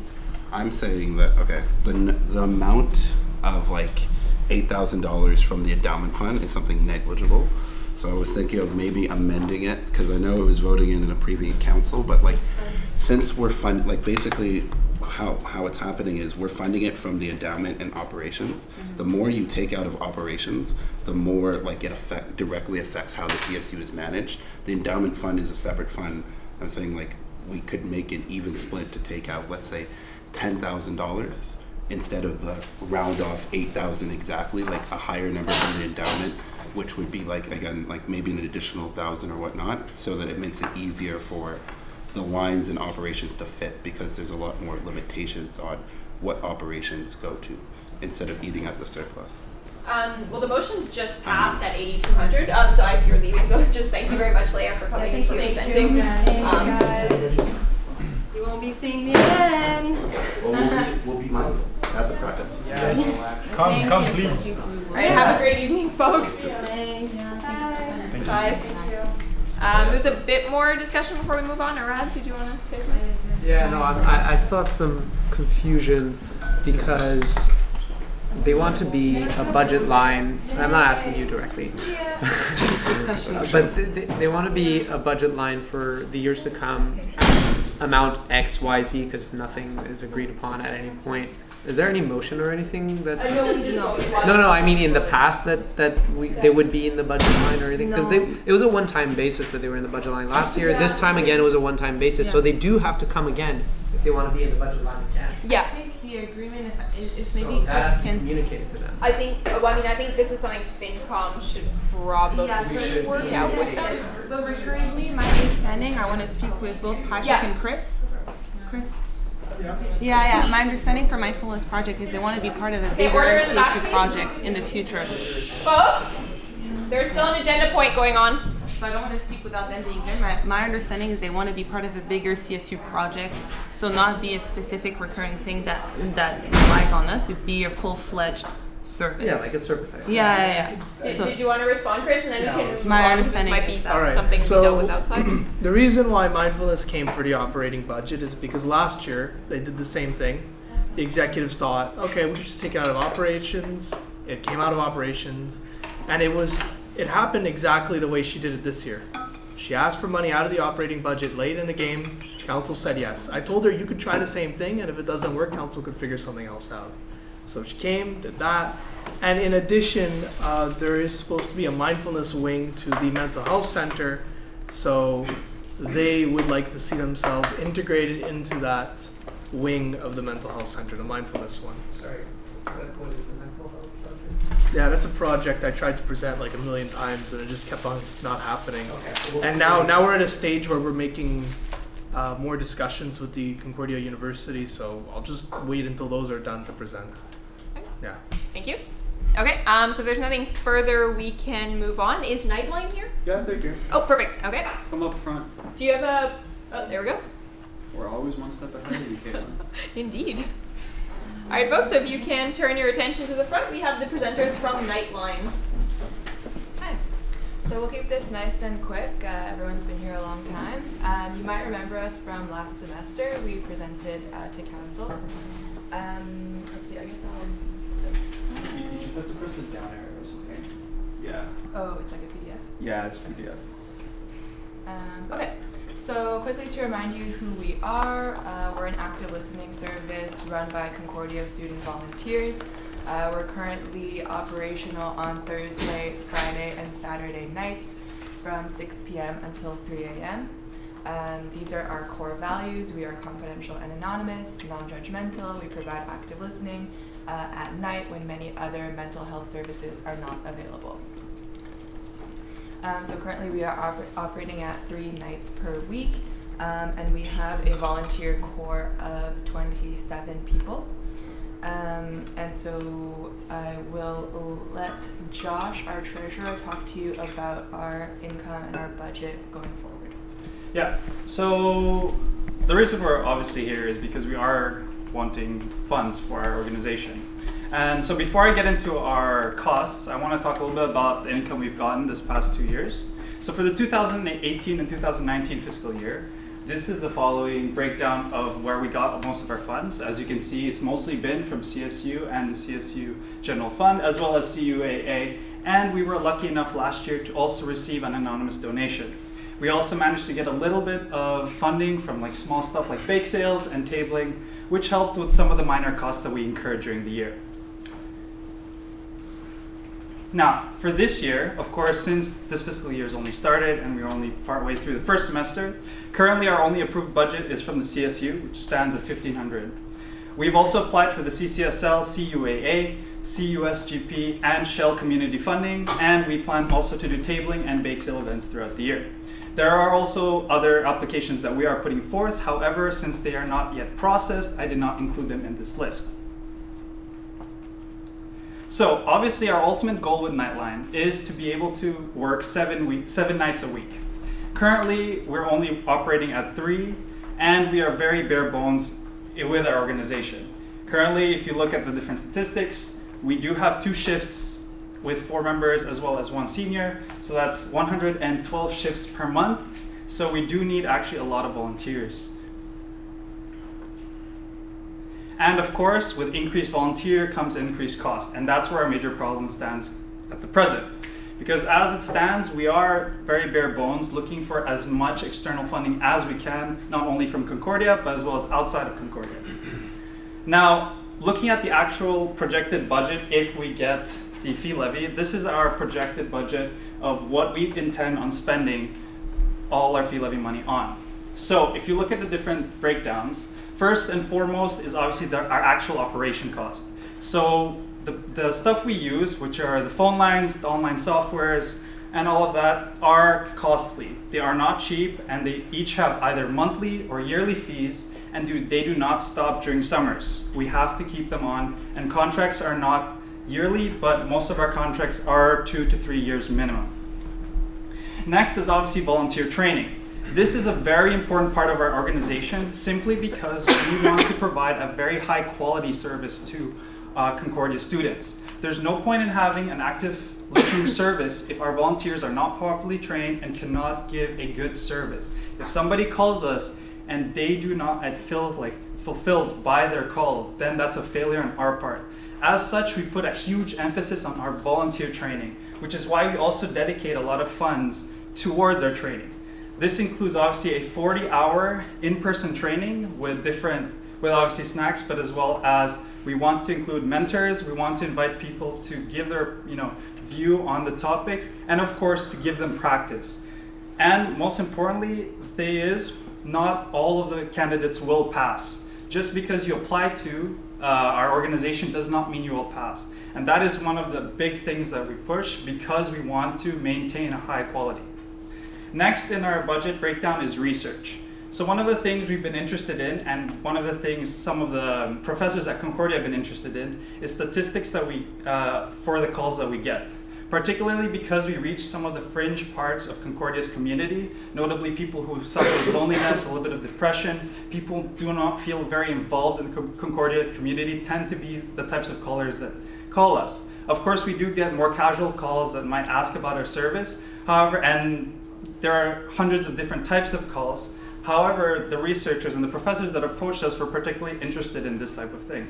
Therefore, we decided that it might be a good idea to invest in a bit of research towards the Concordia professors, maybe undergrads, master's students, PhD students, who would be doing research on this type of thing, and for us to be able to help them towards their research. Next is our office utilities. This is a big thing because, after all, when we are doing our shifts, we are in a room for a minimum of 5 hours. And obviously you can't leave this room for 5 hours because if somebody calls, you need to be there to pick up the phone. So that's why our office utilities often include both the cleaning cost, the cost of the actual room, meaning if anything gets damaged, broken, we're the ones that have to pay for it. Next, we also have 2 rooms that were graciously given to us at Grey Nuns for our volunteers. Since we do finish at 3 a.m. during the late shift, that means that some people, if they live maybe in Laval or West Island, will have a very hard time getting home. Therefore, for us, it was important that we got them a place to stay. And part of that is in the office utilities, where we furnish the room, make sure it's comfortable, make sure that they will be able to get a good place to sleep at night. Next is events. Now, events I split into 2 different categories. The first being internal events, which will focus on our community as an organization. Because of our anonymous nature, we are not allowed to share our identities outside of our organization. Of course, we are the exception because we are executives, but the rest of our members cannot reveal that they are part of the Nightline crew. Therefore, we end up creating a very tight-knit community. Currently, it's quite easy to maintain this community because we are still small in number. However, as our volunteer base increases, it's going to be more and more difficult to keep that tight bond between each other. And this is very important since you're going to be spending at least 5 hours with another person in a room. So if you can't handle that person, or if you are not able to, be like friendly with them at the very least, you're going to have a terrible time.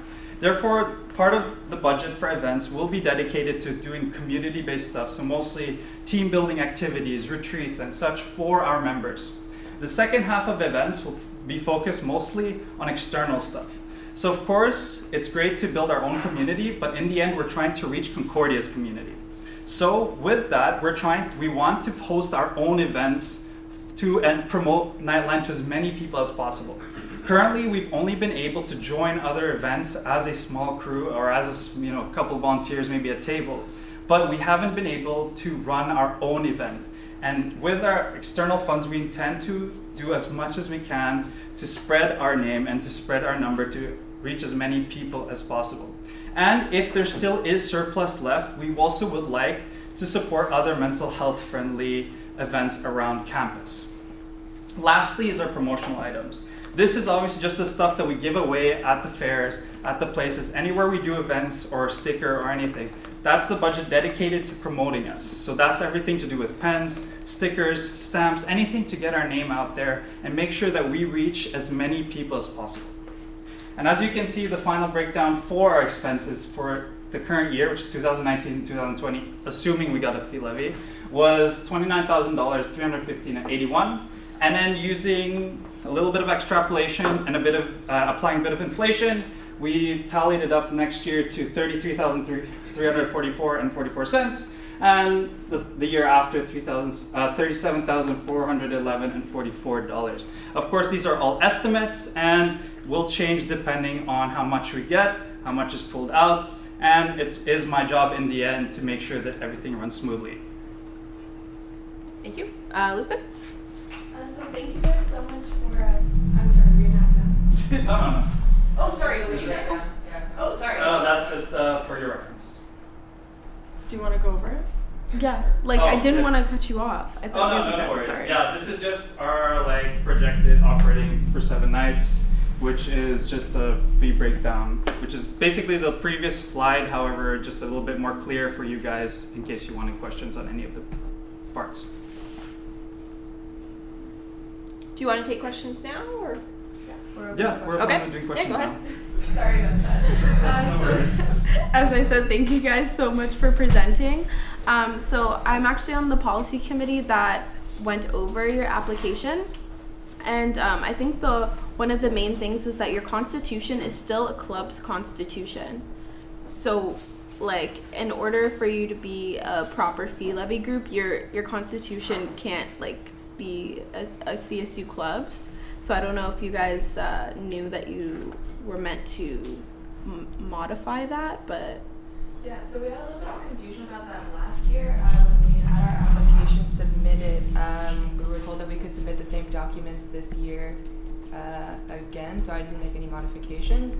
However, those concerns are valid. We can absolutely make those changes. It's just that we weren't informed until right before the meeting, so I didn't have time to change it. That being said, we can absolutely improve on that going forward. We can make the changes that are necessary. Thank you. Naomi? Thank you for coming. I'm also on policy committee, and I think one of my concerns is specifically in regards to this is your projected budget. How did it work last year? How much money did you guys, because usually we ask for 3 years, but you guys have not been there for 3 years, I assume, so we can't really see that. But I remember coming to council meeting last year, and I remember seeing you present for a fee levy, but there was not enough signatures. But how did you guys function last year, in terms of money and budget? Because this is all projected according to funds that, I'm sorry if I missed a point, but how much do you have now? What's happening right? Does that make sense? Yes. Sorry, I'm just. No worries. So currently the way it worked last year is, so this was the total actual amount of money that we did get, which was $5,605 and 40 cents. And so that managed to cover most of our operations costs since we were still a small team. We were about half the size of our current team. And the way it worked last year was that we got very lucky with the people who we invited as mentors, as they graciously said that they will waive the charge for the training. Secondly, one of the things that did help us a lot was that we did apply to as many things as we could. So we did get funding from various sources. And one of the really lucky things is that we were able to get an anonymous source to help donate to us. Of course, now this year, if you look at the next slide again, we still have high operation costs. Now that our team has doubled, we are increasing. We are 1 day extra open. Since last year, we only opened for 2 days. And this year we also switched to a phone-based line, since last year we had an internet-based line, which was causing issues in the calls, which ended up either us missing a couple calls, as well as some of the calls being very buzzy, which wasn't really good for the caller. So this year we ended up having a larger cost, but what ended up happening is we did try to find, well, we have applied to a lot of different sources, and we're continuing, and I'm trying to applied to as many other sources outside of Concordia, since last year was primarily through Concordia's different programs, but this year I'm trying to branch out and get more funding, since there is no guarantee that we will have fixed funding from this after all. Thank you. Merrick? So I sit on the Clubs and Space Committee. We would have loved to give them more money, but as you know, the Clubs and Space Committee has gone through 2 years of deficit, so that's all we were able to give them. They're a team of dedicated people, and all they want to do is be there for students who in the middle of the night need someone to talk to. I don't know if you if you've used the Concordia washrooms, there's always a sticker Nightline, so they are well advertised and accessible. They have a Concordia phone number. They can be the decision between life and death of a student in the middle of the night when they're depressed and in a hole and need to just call someone. They're just doing this out of pure love and will in supporting the student body. So I really think they should ask for more, but to referendum. But right now they are asking for the bare minimum to sustain their project for years and years to come. Thank you. In my opinion. I do want to see this go to referendum. However, Caitlin, if you can correct me if I'm wrong, but it does have to be approved by policy committee before. Yeah. Okay, so it wasn't approved. So I would just really encourage you, now you've sent us another budget, which is kind of where the policy committee was hesitant about, and it's just the constitution. I don't know if you actually do have to change it, but I think our concern was if someone wants to clear us up on that. I'm not sure if they have to change it or not. We just thought that it showed a lack of I see that you're all very committed, but just to copy paste constitution seemed a bit it could have been edited. You also kept that the CSU has power over you. Is that really what you want? So I would just strongly suggest that you just look over your constitution again and you do come back, because I do want to see this go to referendum. Personally, I support it, and I really I like your project. It was just those two things, and that's the reason why policy committee was more so. Yeah, of course, our plan for the moment, since we did find out about this only recently, our intent is to change our constitution to make sure that it coincides with the nonprofit organization as outlined by the CCRA. So we do qualify for the fourth category, so we're hoping to go through there. Thank you. Desiree? If you become a fee levy organization, if I'm not mistaken, it's just you're there until forever, right? Yeah. No, you become a non-for-profit. So would you have some type of infrastructure in place, or do you plan on having some type of infrastructure where it's not just students that are doing this truly out of the goodness of your heart, which is great, but I mean long term, do you plan on having something a full staff employee or something? I think with the money that we're requesting, we won't have the ability to pay for a full-time staff person. So for now, we're hoping that students will continue to support this and be able to volunteer going forward. Yeah, it should also be noted that we have been working closely with a lot of professors, and we do intend to create a board of directors that are there to support us, because we are students in the end, and there are limitations to our knowledge and what we know, and we intend on getting professors help in that regards. Thank you. Patrick? I'd just like Sorry, point of information before that. Is there a motion on the table? No, there is not. Okay. I'd just like to clarify a few things. So, as you all know, I'm the chair of policy committee, so had to navigate this through everyone involved. And I just wanted to say, like, out of all this, like, thanks for coming out. It's awesome. Like, even getting the recommendation against, that does speak to your dedication and speaks to your toughness as well. So I think that's great.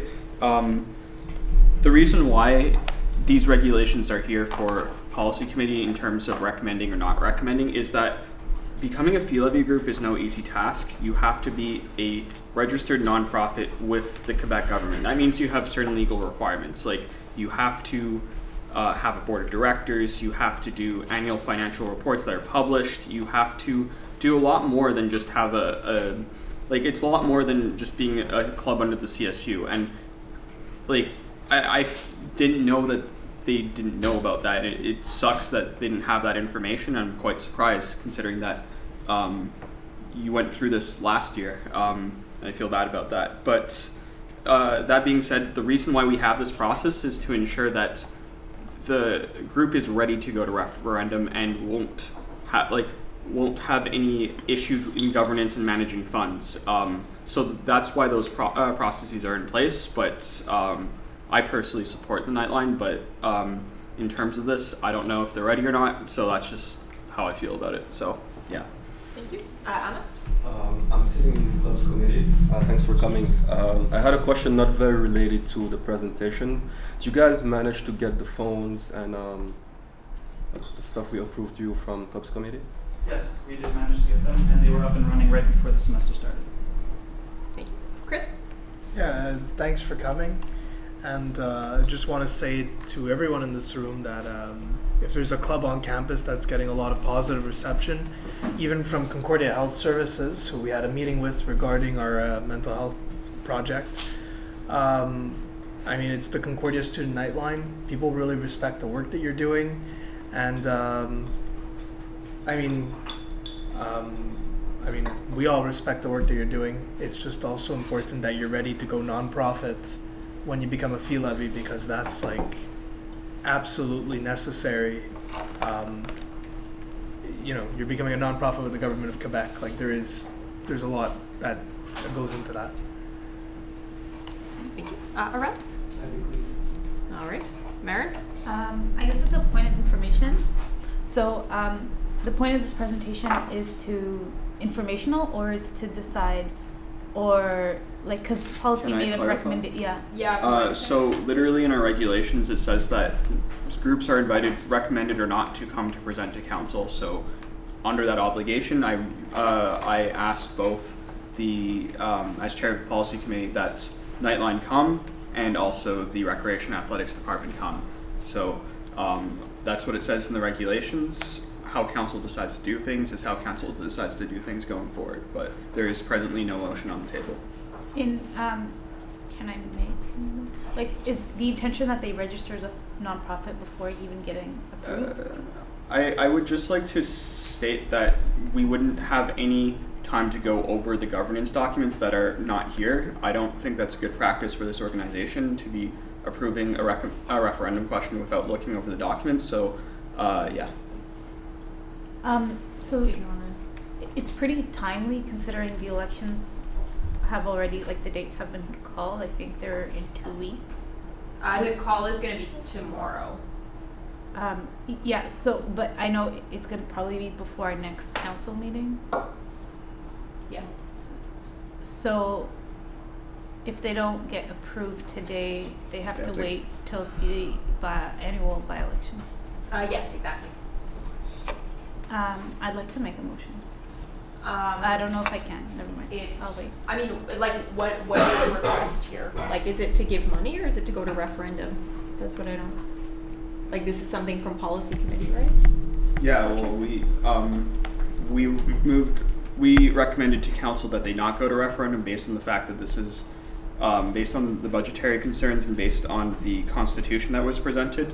We did that with reviewing the documents. We wouldn't have any time to review them, and I personally don't think that's best practice for this organization to do that. So how council decides to do things is how council decides to do things, but yeah. Thank you. Okay. So there's nothing known on the speakers list currently, Mayor? I do want to make a motion. Okay, go ahead. I don't have a pre-written one though. I mean, what? To allow for council to allow them to go to referendum, and then.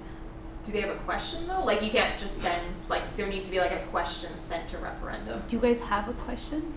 Yeah, we have one that we submitted with our application. Or would you be able to pull that up? Can I access my email?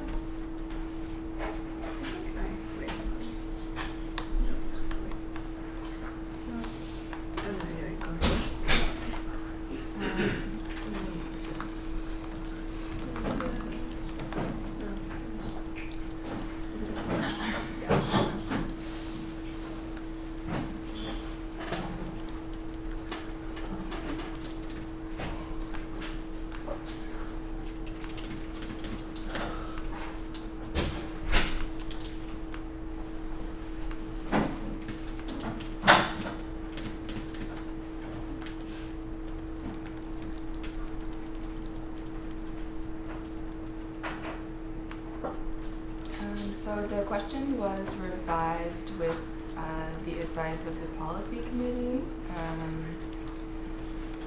So forgive me, I don't have the exact wording. Are you asking about like our draft question for the referendum? Sorry? Are you asking about our draft question? Yeah.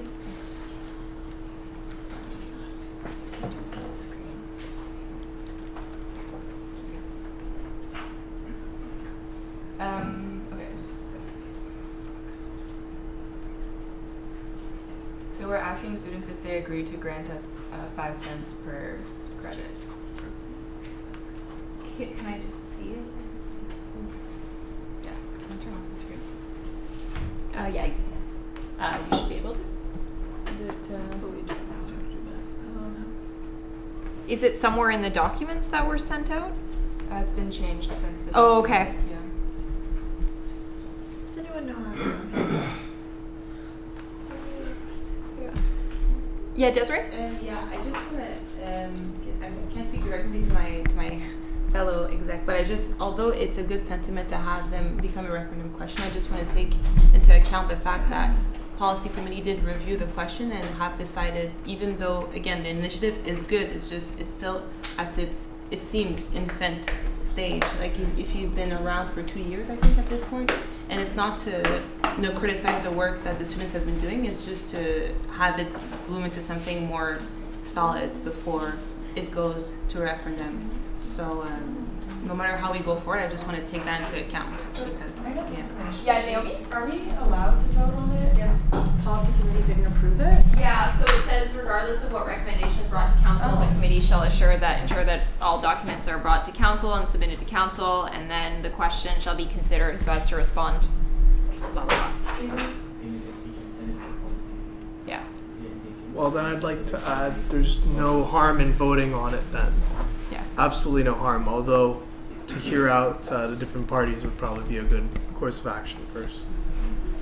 Sorry, I think I misunderstood your question before. I thought you were asking if it had to go to policy in general. Sorry, I wasn't there, so I don't really get it. I was just, from my understanding, Marin made a motion for council to vote on this referendum question. Yeah, the thing is we don't have the wording. Yeah, so Okay. as people, we don't have the wording of the question, so like council can't vote on a question that they don't have. I just thought for some reason that a referendum question absolutely had to go through policy committee, be approved, and then come to council, but that's not. All of that except be approved. It has to go to policy committee, be looked at, and then policy makes a recommendation, but council can overrule. Point of personal privilege, I would just like to point out that when is this? In 2 to 3 weeks? We have 2 to 3 weeks to review a constitution, review bylaws. This is unacceptable to policy committee. That they have had trouble meeting, and to put more work on this, I'd like to just have it noted in the minutes that I'm very frustrated with this. It doesn't go back to policy. Okay. That's that. Just to make that clear. Okay, because don't worry. We have other shit to do. Okay. Do you want to do a walkie was nice and I did. Oh, okay, folks, we have the question here. Okay, so Maren, go ahead. Can you just highlight it so I can read it? So the question that, All right, folks, order, please. Go ahead. Sorry, my mind blanked.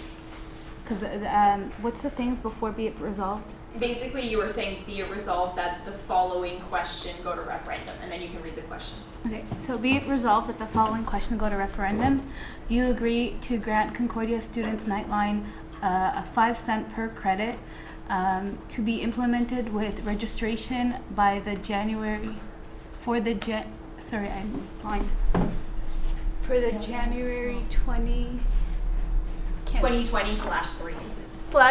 term in accordance with the university tuition refund and withdrawal policy. All right, so is there a second for the motion? Yes, Esther? Okay, so the motion's been seconded. Maren, do you want to motivate? They clearly are dedicated. They came twice. I'm not sure I'm understanding properly, but you can't ask someone to register officially as a nonprofit before they even have the funding guaranteed. Right now they are under me, I guess, the clubs, and they are running dedicated. They apply to various funds. I think we should give them the opportunity to make the students even more aware of this service on campus, and get the students to vote on it, because we do have a democratic right as students to vote and voice our opinions during referendum, and it's important to let the students decide. The CSU is here to support our students because it's literally fully student run, to help them register as a nonprofit. If they're approved, there's no guarantee they're going to be approved. They've also already said they were going to do rewrite the Constitution, but all this they didn't know before, but they do have time to do it now, and I just don't want to delay them more because the elections are coming up soon, and they are dedicated, and they will work. You can clearly see they are going to work tirelessly to make this happen for the students. Thank you. Patrick? There's a reason why in our regulations we have an application process. There's a literal reason. It's to ensure, I can quote you from my report, but along the lines of to ensure that funds, like the good operation of the organization, for the management of the funds, that is what we are looking at when we make these recommendations to policy committee. So let's look at the situation right now. We received this application, council has it. We have a club's constitution. It's not non-profit bylaws. We received a budget, and it's not really we don't have an updated budget of the revenues of the last 3 years. So that's just what we're at right now. So by approving this motion, we have no idea if this is we have no idea of the good governance because policy committee hasn't reviewed this. It is absolutely important that we respect this. We respect the good governance of this association and ensure that the referendum questions we send to the students have been reviewed appropriately. This is fundamentally what policy committee does. It's what council needs to consider, and you have no guarantee if you approve this to referendum. Who doesn't necessarily have all the requirements to go to be, because from my understanding, once referendum approves, it's as simple as they absorb the fees and they have to have their nonprofit standing. But if they don't get, if let's say they go to referendum without having their non-for-profit status, then the fees are going to be in limbo until they get it. We would have to consider, it would kind of make the policy null. So we would have to come up with a new way to make sure that we would consider groups in the future who are in the same circumstance as them. So as long as whatever situation, if whatever way this goes, just be prepared to create a new policy or a new way based off the decisions we make today. Thank you. Yeah, I just want to echo echo the sentiments. Like, as someone on policy committee, we definitely reviewed this weeks ago, and the application as it still stands, except for the budget, which is different than what we reviewed, is exactly the same. And if I'm no, that didn't make sense. Correct me if I'm wrong. But were you guys reached out to about the recommendations we had a couple weeks ago? Yeah, so we received a recommendation about the question, which is we accepted the changing wording, it makes sense. And we sent you a differently formatted version of the budget regarding those questions, but we weren't informed about the Constitution being incorrect. I would just like to make a point of information is that so we had difficulties meeting with policy committee, and that's on our end, and that's why we've been so delayed on stuff. And so I'd like to apologize for that. I think that for these by-elections, it's not your fault, but it's a very rushed process, and we had to rush through these applications, and it's really not on you, it's on us for our own regulations and how we structured them. So I'd just like to formally apologize for that, and you're troopers, all of you. Okay, Thank you. Not really a point of information, just to but yeah. get back to my point, I just really specifically wanted to know if you guys were informed about the Constitution changes, because we spoke about that at the meeting where we all were there to review the application. So you're saying that you were not informed about that? No, we received the word about the question changes and the budget. We didn't see anything about changing the Constitution. Okay, I just wanted to clarify that, so sorry about that. Thank you. Hannah? I wanted to call the question if we can. Okay. Do we have a second to call the question? Aman, is there any opposition to calling the question? Okay, so if not, then all those in favor of sending the question to referendum, please raise your placards. 1. All those opposed? 10. And any abstentions? I abstain. You just. Yep. Do you want to note it? No, but just taking me out from the counted. Sorry? I'm so sorry. Okay, can we just do that again for a second? Okay, so all those in favor? 1. All those opposed? 1, 2, 3, 4, 5, 6, 7, 8, 9. And any abstentions? 1, 2. All right, so the motion fails. The question will not go to referendum during the by-election. Is there any more discussion on this point? All right, well, in that case, thank you very much for coming and for presenting. And we'll move on to, we have another presenter, which is, it says we're going on to returning business, but actually the Montreal Youth Summit on Sustainable Business has external presenters, so if nobody minds, we'll just get them on the agenda first. Yes, I believe they're right there. Keep the door open? I do not know.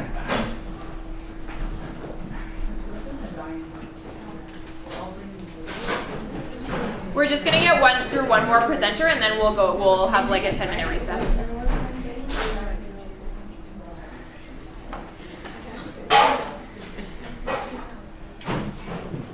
Honestly, I'm looking at and I want to motion that later. Sorry?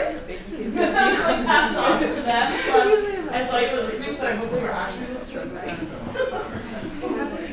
Do you have a presentation? I think. Okay. If enough people run, I want to resign. Like if there's 6 people running and there's 6 seats, I want to make it a thing where you can just resign it. You can't do that. Should already been sent to you guys, presentation? Well, what is that? It was the council. Yeah, it came with the council breakdown. The council holder. Yeah, it was. It's not in there. Different folders, and this one is. Oh, it should be returning business. Returning business. Eventually, I know it's me, so it's. Oh, little bitch was it. All right, folks. Are you? Where's my email? Sorry, God. It's hot here. We're in taking our own offices. All right, folks. Our external presenters are here, so if we could maintain some semblance of professionalism, please refer to the front. We're good to go? Yeah. Sorry. just gonna wait for the presentation. Oh, sorry. I thought you had it up. Sorry. No worries. Oh no. Let me just. It was considered turn. Is it electronic? It was in the first email I sent out. Sorry about that. Let me just find it. Yeah, that was my bad.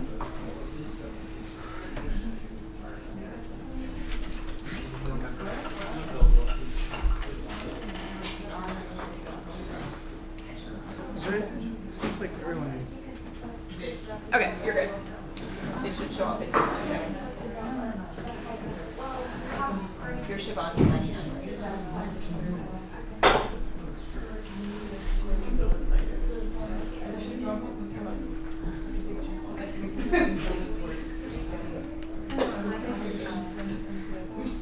There we go. All right, folks, so the Montreal Youth Summit on Sustainable Business is here to present. Good to go? Yep. Okay.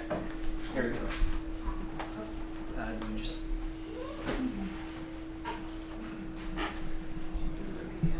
Okay.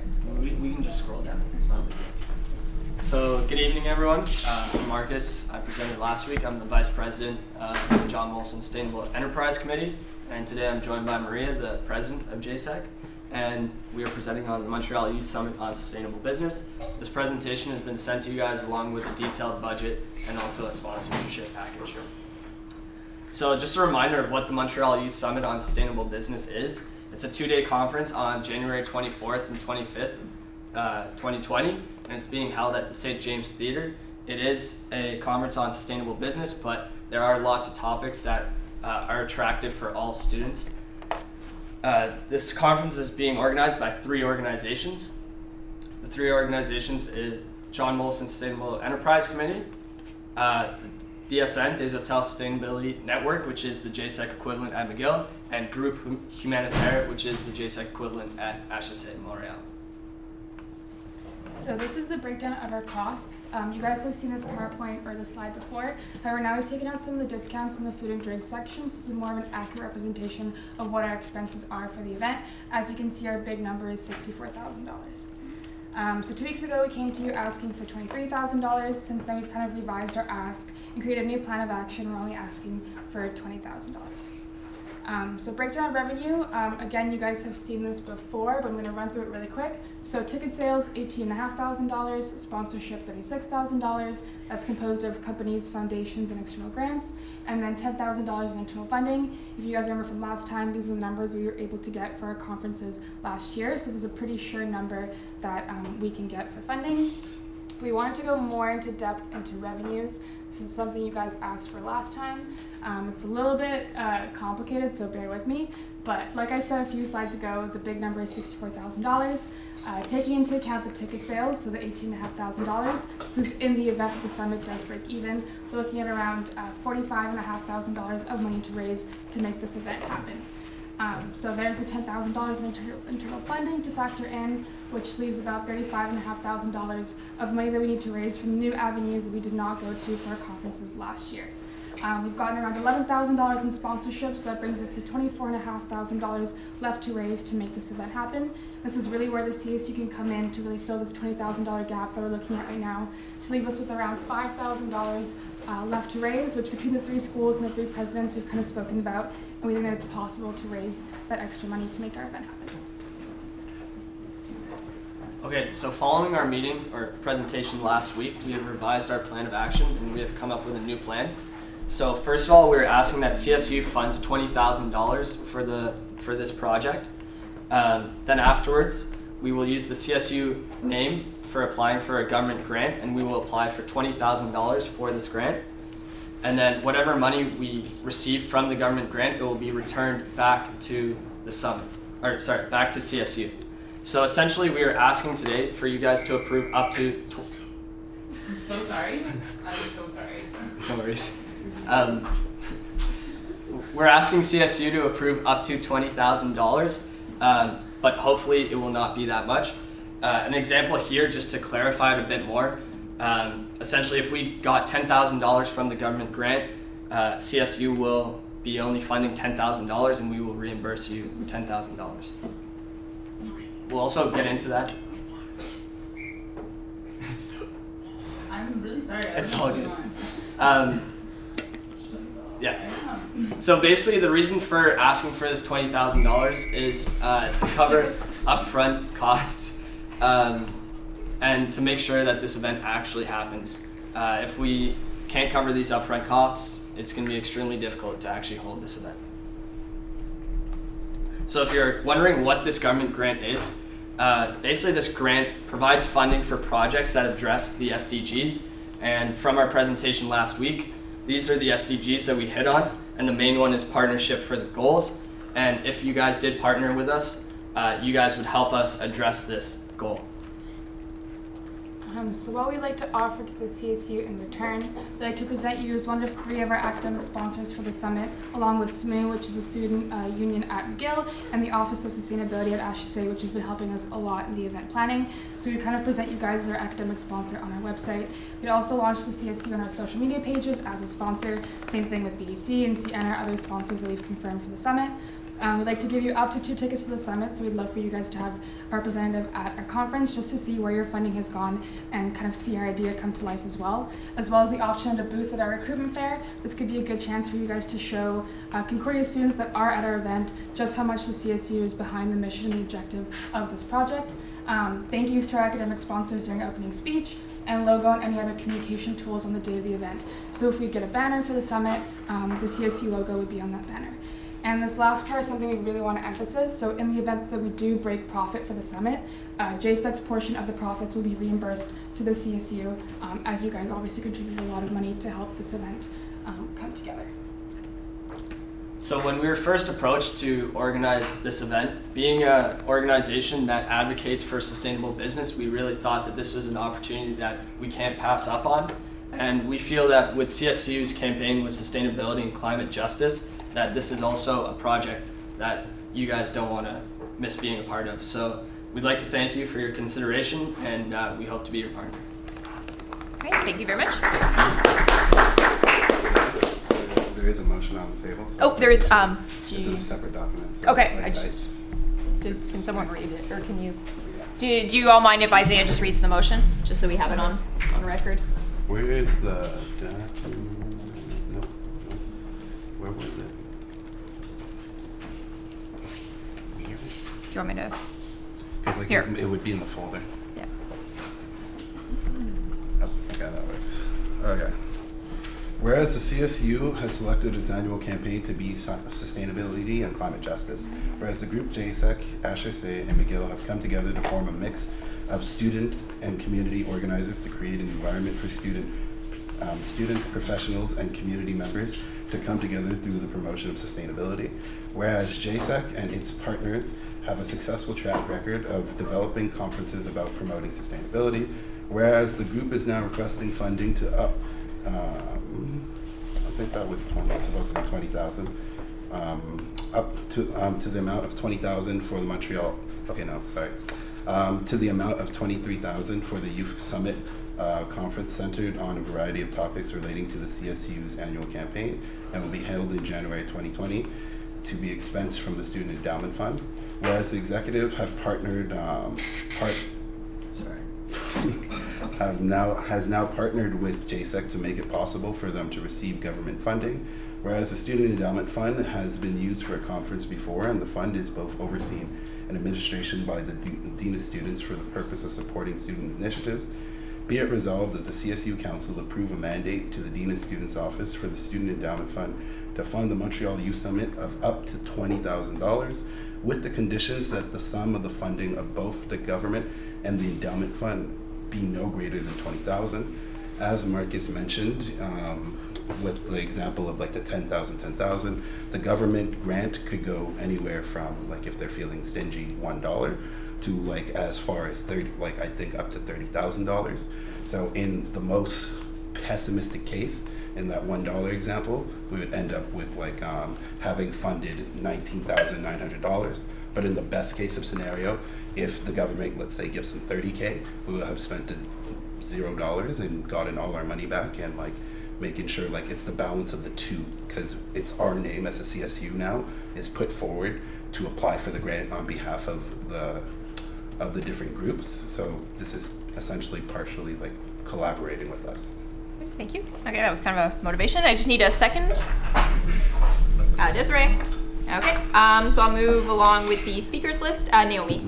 I just want to say thank you for coming back, and this presentation is so much better than it was 2 weeks ago. And for one, we've funded conferences before that concern sustainability, and it is our campaign this year, and I think that we should all support this conference because it's really good to see business and sustainability together.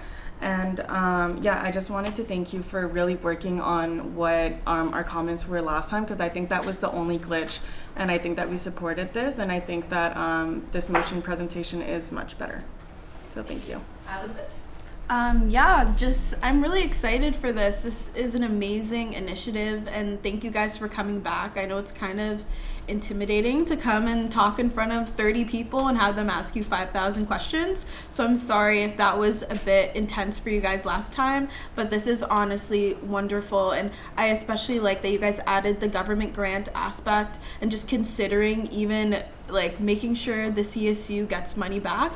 That's much more than other groups think of, and it's definitely different. So I really respect you guys for that and really applaud you for this. So yeah, that's really it. Thank you.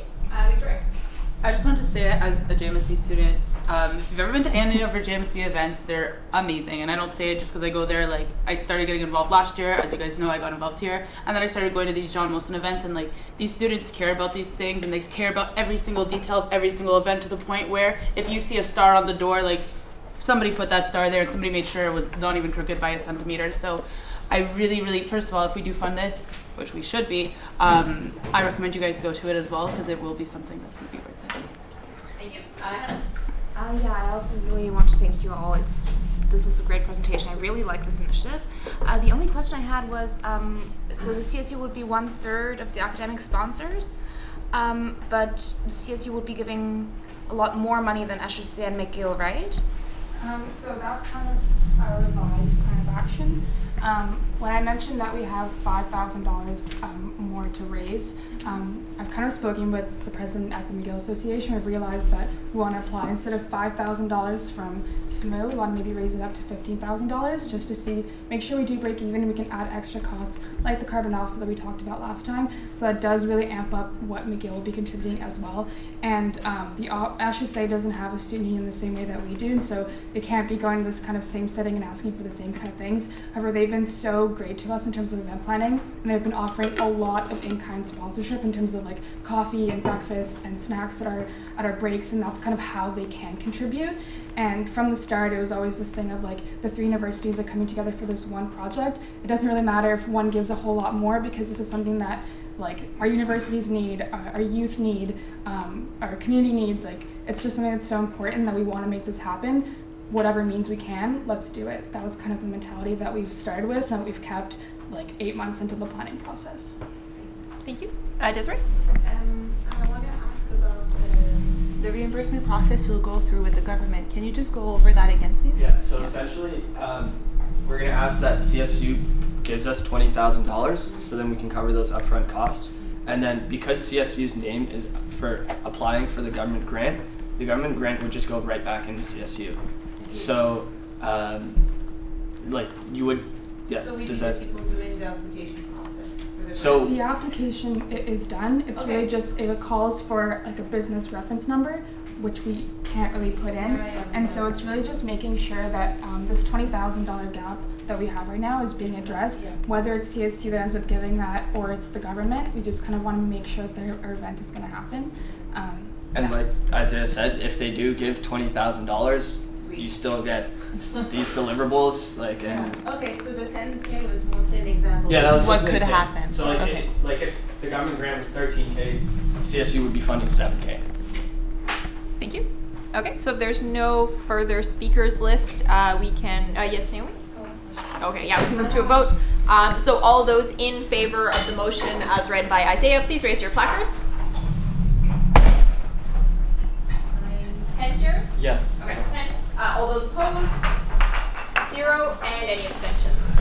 1, 2. All right, so the motion carries. Congratulations, and thank you very much for coming to council. Thank you so much, guys. Okay, so 6A. Oh, right, I said we'd have a break. So is everyone okay with a 5 to 10 minute recess? Yes. Okay, perfect. All right, folks, it's time to reconvene. So we have a lot of business to get through, starting with the returning business from last year. Order, please. From last meeting. So James isn't here to do the fee levy committee right now, but he should be in the next 5 minutes. Sorry? Okay, it's fine. We'll go back to it. So we do have to do the sexual violence committee appointment ratification. For my discussion with Chris, one of the prospective people that were going to drop out did not drop out. So if you recall, last meeting we had passed a motion to appoint Elizabeth and Esther pending that person dropping out. But now since there's only one spot, it will be between Elizabeth and Esther if both of you still want the position on the sexual violence. No. Yes, Elizabeth? If someone else is interested, like, you can take my position because Esther and I were also appointed to Senate too. So, like, if someone else is interested on sitting on the committee, I'm just, like, putting that out there. Do you not want her? No, like, I do, but since, like, we both got appointed to Senate, it seems a bit, like, overkill for me to, like, take all of these positions. Are you still interested, Esther?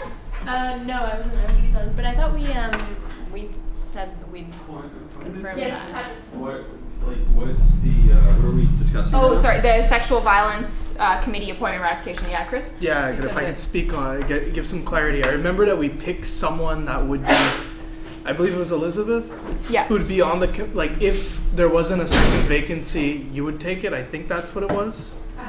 Something like that. Yeah. Esther, that's what it was? And Esther was second. And then Esther, like, nominated herself if there was a second opening. I think that's how it went, right? Yeah, so what I have here is be it resolved that we appoint Esther Marat and Elizabeth Taesong, with Elizabeth receiving voting rights. Yeah. Sorry, how do you say it? Oh, sorry. Taesong. Oh, Taesong, sorry.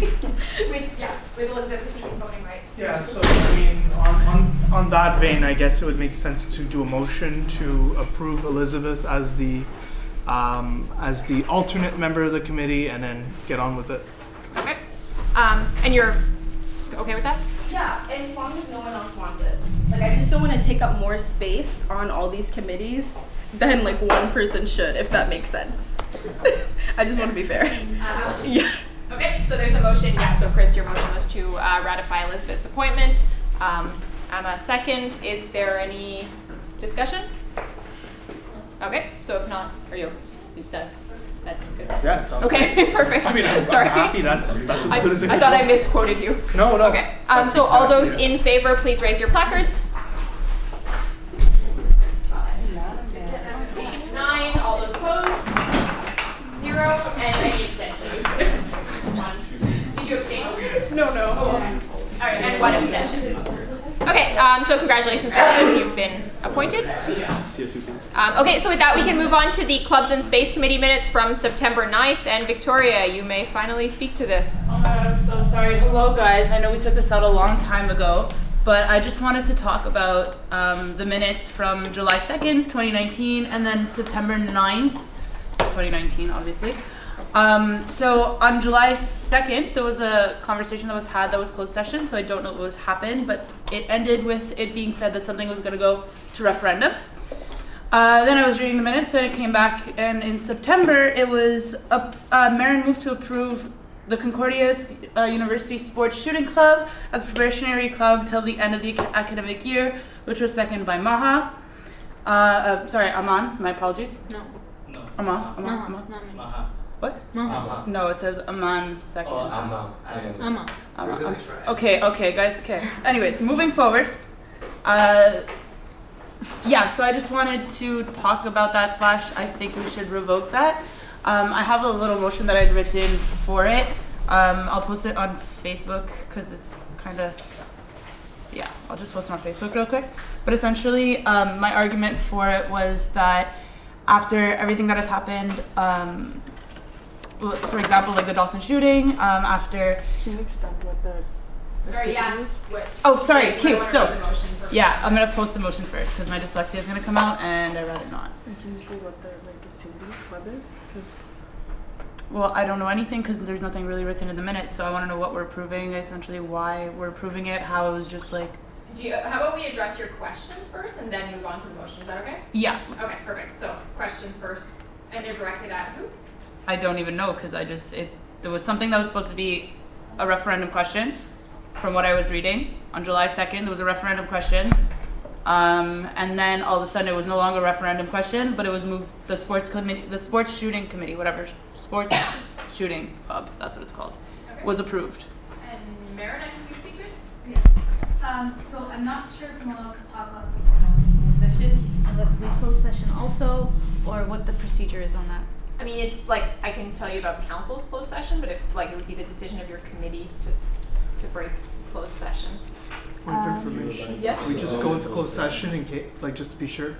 Yeah, we can do that. I'm just trying to see what the agenda is like in terms of closed session points. Is everyone okay with getting all the closed session stuff out of the way? Yes. At one time? Okay. So in that case, if we want to move into closed session. I motion to go in closed session. Okay, do we have a second? Amma, is there any opposition? Okay, so in that case, we'll move into closed session. We'll get all our closed session stuff done for efficiency's sake and then move back into open. So I just ask anyone that's not...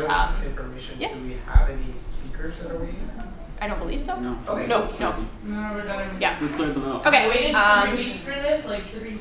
Let's do it. Okay, so I'll just ask anyone that's not executive, counselor, myself, minute keeper, and judicial board to please leave the room, and we'll call you back in when we go into open session. Just need a motion to approve the minutes of closed. Victoria, do we have a second? Emma, any opposition? No. Perfect, so that's unanimous. Okay, so we're on the by-elections motion. Chris, you have the floor. All right, hey everybody. So we struggled for a week to do like all these calculations. So the Dean of Students gave us a list. They do that every year. Turns out that on the list are duplicates. So for example, I'm in political science and psychology. Because I'm in both programs, you get 2 Christopher Calafatides on the list. One for political science, one for psychology. If I was in a minor, that'd be a triplicate. So we worked very hard to remove all the duplicates that didn't need to be there. And we got the official count for how many counselors should be on the council. And the official count is 13 arts and science, 7 JMSB, 5 Gina Cody, 3 fine arts, and 2 independent students. And my understanding, so actually what happens with JMSB is when you don't remove the duplicates, they have about 2,000 more students. So we think last year the reason why it was a reason like this for why last year Gina Cody suddenly for the first time ever got like dramatically more seats and then lost them now. So there must have been a calculation error, and it's understandable, it's so easy to make. Or they got the wrong list, which has happened to me several times in the past. For example, when I was president of the Political Science Association, there's 1,600 students. I got a list with 800 students one day. And I was like, wait a second, no one I know is on this list. What's happening? And yeah, so either they got the wrong list or they did the calculations incorrect. But these are, without a doubt, the closest we've gone in a very long time to the proper allocation. So the motion that we're passing is whereas bylaw 6.2.2 stipulates that the composition of the council of representatives shall be determined before calling the annual general election, whereas the composition decided upon shall appropriately reflect the membership in the different faculties of the university. Be resolved that the following be adopted as the proper composition: 13 arts and science seats, 7 JMSB, 5 Gina Cody, 3 fine arts, 2 independent students, and be it further resolved that the by-elections be called on October 24, 2019, which is tomorrow when the CEO wants to call the election. We have a second. Arad, you kind of already motivated. Is there any opposition to this motion? Or any, yes, Esther? Yeah, it would be 22 days before polling period. Well, I thought there were 22 days before the... Yeah, so last meeting, you all not withstood that standing regulation. Sorry, not last meeting, the SC, the one I wasn't there for in September 25th, I think. So that standing regulation was not withstood. So the dates are a little bit shifted, but the CEO, basically what happened was the CEO had already booked the rooms, so things got a little bit cramped, but So this yeah. doesn't stand? Sorry? This doesn't stand? Does not. I don't It understand. can be less than 22 days. It's more than 22 days, no? Because the whole point of our motion was longer. We gave them permission to make the whole, to have more time, to have the nomination period longer, so that more people would apply, so that JMSB wouldn't be empty, because, we have. So basically, the only thing that this is doing is it's saying when the by-election is going to be called, which is tomorrow. And originally, it was supposed to be called yesterday. So, I mean, today. So it's just changing it by a day, is all. Does that make sense? Okay. Is there any other questions? I do have. These proposed seats are not for by-elections because we already have like art and science representatives. So the by-elections are only for the missing seats, right? Yeah, so to answer that, for example, it says 13 arts and science. Well, that means now we're going to be electing one more arts and science person. Same for Gina Cody, it would be, I believe, 3 more, right? JMSB would be 5 more, independents, 2 open seats. If we were to run into a scenario, hypothetically, where there's too many counselors, obviously we wouldn't remove counselors, you can't do that, election's final, so we'd have to work around it with calculations somehow. But yeah, we're not getting rid. We're just adding on to what we have, if anything. Yeah. So when we will announce the election, we will not announce like there are 13 art and science seats. No. We will announce there is one seat. The vacancy. Yeah, that's what my question, because I don't want like 20 students or 50 students apply for 13 positions. Yeah, so just because the motion's phrased in a way that I understand why it confused you, it's just saying this is the rightful composition as of this moment. So if you take Concordia and slice it into a pie, this is currently what it looks like on our council. And then when I send the email to the CEO, I will tell him, based on this motion, based on current councillor existence, the following seats are open, and then he will post based on that. Okay. Is there any more questions? Okay, so if not, all those in favor of the motion, please raise your placards. Oh, yes? Oh, sorry, I can post it in the group.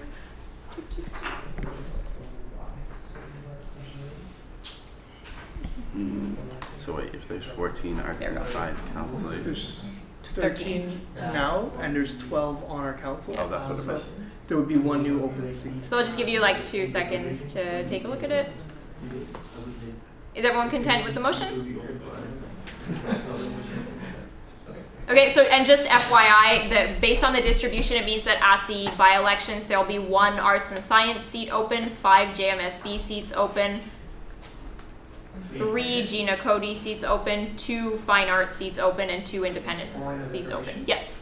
Why the big variance in engineering seats versus? What do you mean variance? Like from last year to this yeah, year? Yeah. Well, as I was explaining, it appears that either the calculations were done wrong, which is very easy to mess up, or they got the wrong list last year, which is also very possible. 2 very common errors with the Dean of Students list. Gotcha. Hashtag error. Right. Okay, so all those or if everyone's ready to vote, all those in favor of the motion, please raise your placards. Okay, we're all good. 1, 2, 3, 4, 5, 6, 7, 8, 9, 10, 11. All those opposed? 1, and any abstentions? 0. Okay, so the motion carries. At this point, right, we are on the fee levy review committee. James is gone. So we let it die? I mean, it'll just get tabled to next meeting. I motion to table this motion to next meeting. I was going to move to table this after the by-elections. Yeah, that's fine. Okay, so there's a motion to table fee levy review committee till after by-elections, seconded by Jared. Is there any opposition to that? Okay, so I will put a note that this will come back after by-elections. Oopsies, I didn't do the right thing. Okay, so we are on a sponsorship motion. Oh yes, and Melise sent a motivation via YouTube actually and said that it was pressing that this not be tabled today. So if somebody can read the motion. Yeah, no, sorry, Elias, and I'll put up the motivation. Yeah. So if you don't mind reading the motion. Yeah, I'm just, where was it? It would have been in the docs under sponsorship motion. Okay, then someone else can do it because I don't have it. Point of information. Yes. Do we need to extend time? We do, sorry. Is everyone okay with 15 minutes? 50 or 15? 15. Breathe. All right, can we read it? Yeah, go ahead, Arad. All right. Whereas this year's executive want to save the union money to maximize their impact, whereas the sustainability and ethics policy has been well outlined from the previous executive bodies, and executives have access to the same resources as counselors. Whereas the acquisition process is severely impeded at times through the CSU restrictions, especially on events that are planned within a month. Notwithstanding the standing regulations, be it resolved that for the remaining year, this year's executives are able to acquire sponsorship on the basis that they look into the company's sustainability policy prior to contract signing and put it in their monthly reports, where anyone with questions about the sponsor can bring it up and have the possibility to veto.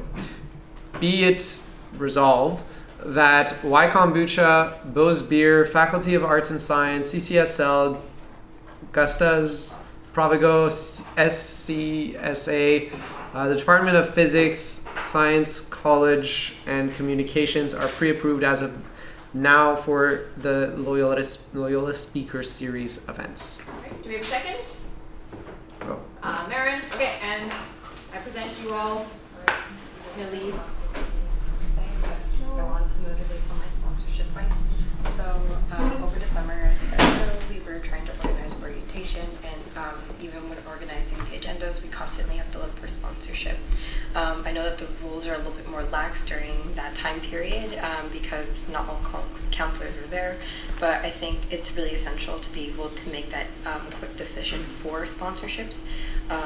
Over the last months, there's been events I want to do, and with Loyola budget being increased, even with that, it's still not enough for everything that I want to do.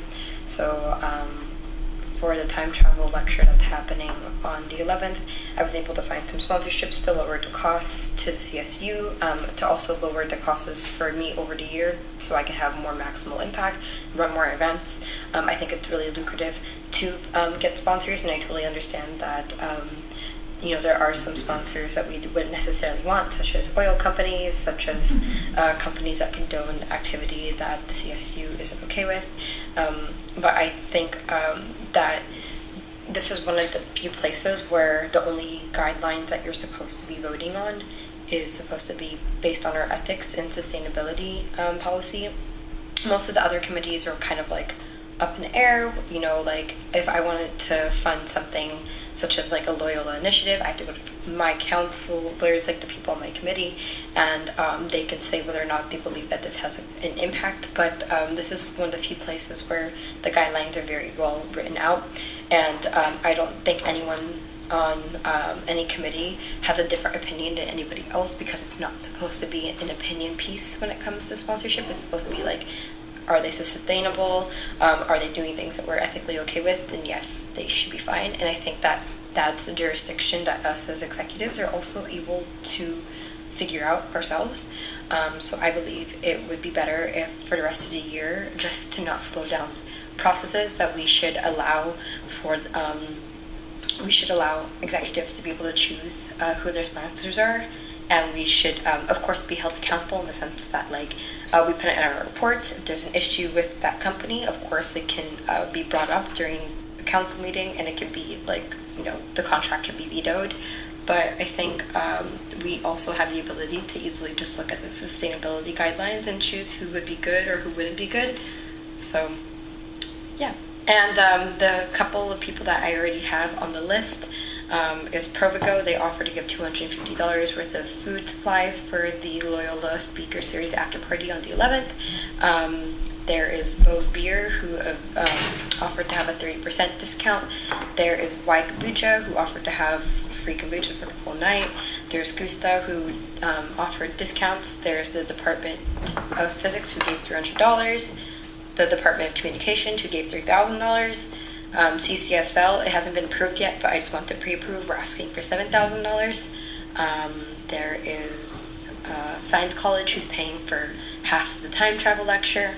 The Science College Student Association, who's giving $400. And really, these sponsorships are really helping me a lot by maximizing my efforts and allowing me to come up with more events for the rest of the year, because my budget was shot very quickly. And yeah, motivation, and see you guys soon. Bye. All right, so that was Melissa's motivation. Unfortunately, she can't be here to answer questions, and we did excuse her back in September, so that's not an issue. Is there any discussion on the motion? Yeah, oh, sorry, yes, I have Elizabeth, Hannah, and then Isaiah. And Victoria. Yeah, Elizabeth? Okay, yeah, so I'm just looking at the sustainability and ethics policy, and it does say that all sponsorships agreements between corps and the union must be approved by the sustainability committee. So I was just wondering if that committee is active / able to approve these companies. What's the question? We, as somebody who's on the sustainability committee, I can say that we exist but we haven't had a meeting called since August. So we could have been mobilized at this point, but nobody has called a meeting for us. So on that as well, can I just respond to that as well? Oh yeah, I'm also on sustainability committee, and right now, as you probably know, Melise is the interim chair, so she would be able to call a meeting, and we would be able to meet without problem, I think. Okay, because I was just wondering because she already has a list of like pre-approved people, so I just wasn't sure if, like the she wants them pre-approved. Yeah, like pre-approved people. So I guess you guys would have to convene and then approve those. So Okay. Yeah, I'm just to make sure, because so that would mean that this part of the standing regulations would be not followed. For this. Okay, and I think that's like the regulation is there for a reason, in my opinion. I think it's really important that not just one person looks it over, because it's easy to miss something. And I also think, I believe during Welcome Week, if I'm not mistaken, there was CIBC or someone sponsoring. And that was also not approved by Sustainability Committee. And I think that's goes against the standing regulations. I just wanted to bring that up. And I think that's highly unprofessional if we go against our own standing regulations. CSU is not a business. We're union. We're a student union. And we have to follow our own regulations. And and because we're not a business, I think we really need to look into these sponsorships, and not just one person, but we can meet as a sustainability committee and look it over as said in the regulations. Thank you. Isaiah? I'm not sure about this motion in terms of, but I feel like in terms of, because as an executive or people, the committees who are spending our money, we look into the organization, and even though we are not necessarily a business, we are a non-profit organization, which has regulations that it's a company, it's an organization, and I think we need to there's a sustainability policy, but I think there needs to be more so of a sponsorship policy in itself, because it's not necessarily as simple as just being like looking into the sponsor and being like, is it okay or not? Because there's very clear, like, a company could meet a specific criteria and then just one thing be wrong, and then it's be like, well, we can't use that resources, so we either have to not do projects or we have to just rely 100% on student money. So it's like it's a bigger conversation of maybe creating a method that it's okay, so that like we know which sponsors are all right, or because if you look for the handbook, like there's a lot of the things where it's like the agenda ads, it's like there was no clear structure given to like, okay, well, who are your sponsors? Who can you get sponsor from? Even like, yeah, I think that just needs to be more clearly outlined in its own section outside of sustainability, because sponsorship is a regular union practices. Other unions bring in sponsors to make sure that they can alleviate the cost of students of their activities. Thank you. Victoria? I just wanted to say that obviously, like, we're here to add value to students' lives. If there's companies that are willing to work with us and help us do that, enhance us doing that, give us like that extra money, like Melise said, to do things, it could be beneficial, and it would be beneficial. I also want to speak on Melise's behalf, given that she's not here. She did ask me, I'm doing a presentation for her on Friday morning for funding. She is going crazy to find money, because if you guys are aware, I don't know if you know this, but the LILA coordinator does not really get a budget. So I understand where her motivation is coming from. I understand where she's pushing for the money, and I understand that like there could be potential conflict of interest because of company values, but if we look into it, if it's looked at, like obviously like it could be avoided. And again, she said it can be vetoed. So if it's a company that we decide to work with that offer us a sponsorship and then it comes through council and we're like, oh, well, these company values go against everything that we stand for as a CSU, we can vote it and cancel it down and say, okay, no, we're not going to take this company's money because it's only going to benefit them and it's not actually going to add value to our lives. So that's also something we can consider. And that's all I have to say. Thank you. Correct. Question to you or Chris is not here. So to you, can't Millie's just call a meeting with the sustainability committee and get these approved there? I believe so, according to the regs. I'd have to go and review the subtleties of them, but okay, well, they're off the top of my head. But knowing that, I think we just follow standard procedure and do that and vote this down. As much as, because it's not council's job to look into these one by one. That's the whole point. We have committees, and we should stop bringing things that are not council's job to council. So it's not council's job. Dave? Right. So I think it's. I mean, I just read the motion, and there are some parts of it that I kind of want some clarifications on. Is it like? All right, so as far as I understand it, and anybody interrupt me if I don't understand what the motion is that we will simply, allow the CSU executives to get sponsorships from companies only on the basis of their sustainability policy, or what, like, and then have that policy be in the monthly reports, and then have the CSU council be able to veto it after the sponsorship's already been signed, or how is that process going to work? That's kind of how it's phrased, basically. I don't know if I can provide any more clarity than that because Millie's wrote it, and I don't know what the spirit of it was. Because I don't know what the motion really means is what I'm saying. Pure logic, like they didn't even need to say the possibility to veto, because if we don't ratify, then we veto. Like that, they're basically hinting at what we already have the right to do, and like stressing it out. Like basically we can veto if we want, but there's no, When does our 15 minutes run out? In 3 minutes.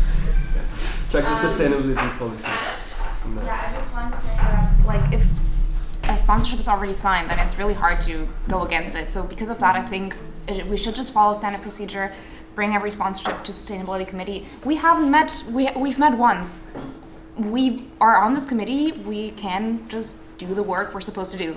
So I think we should just vote this down, even though,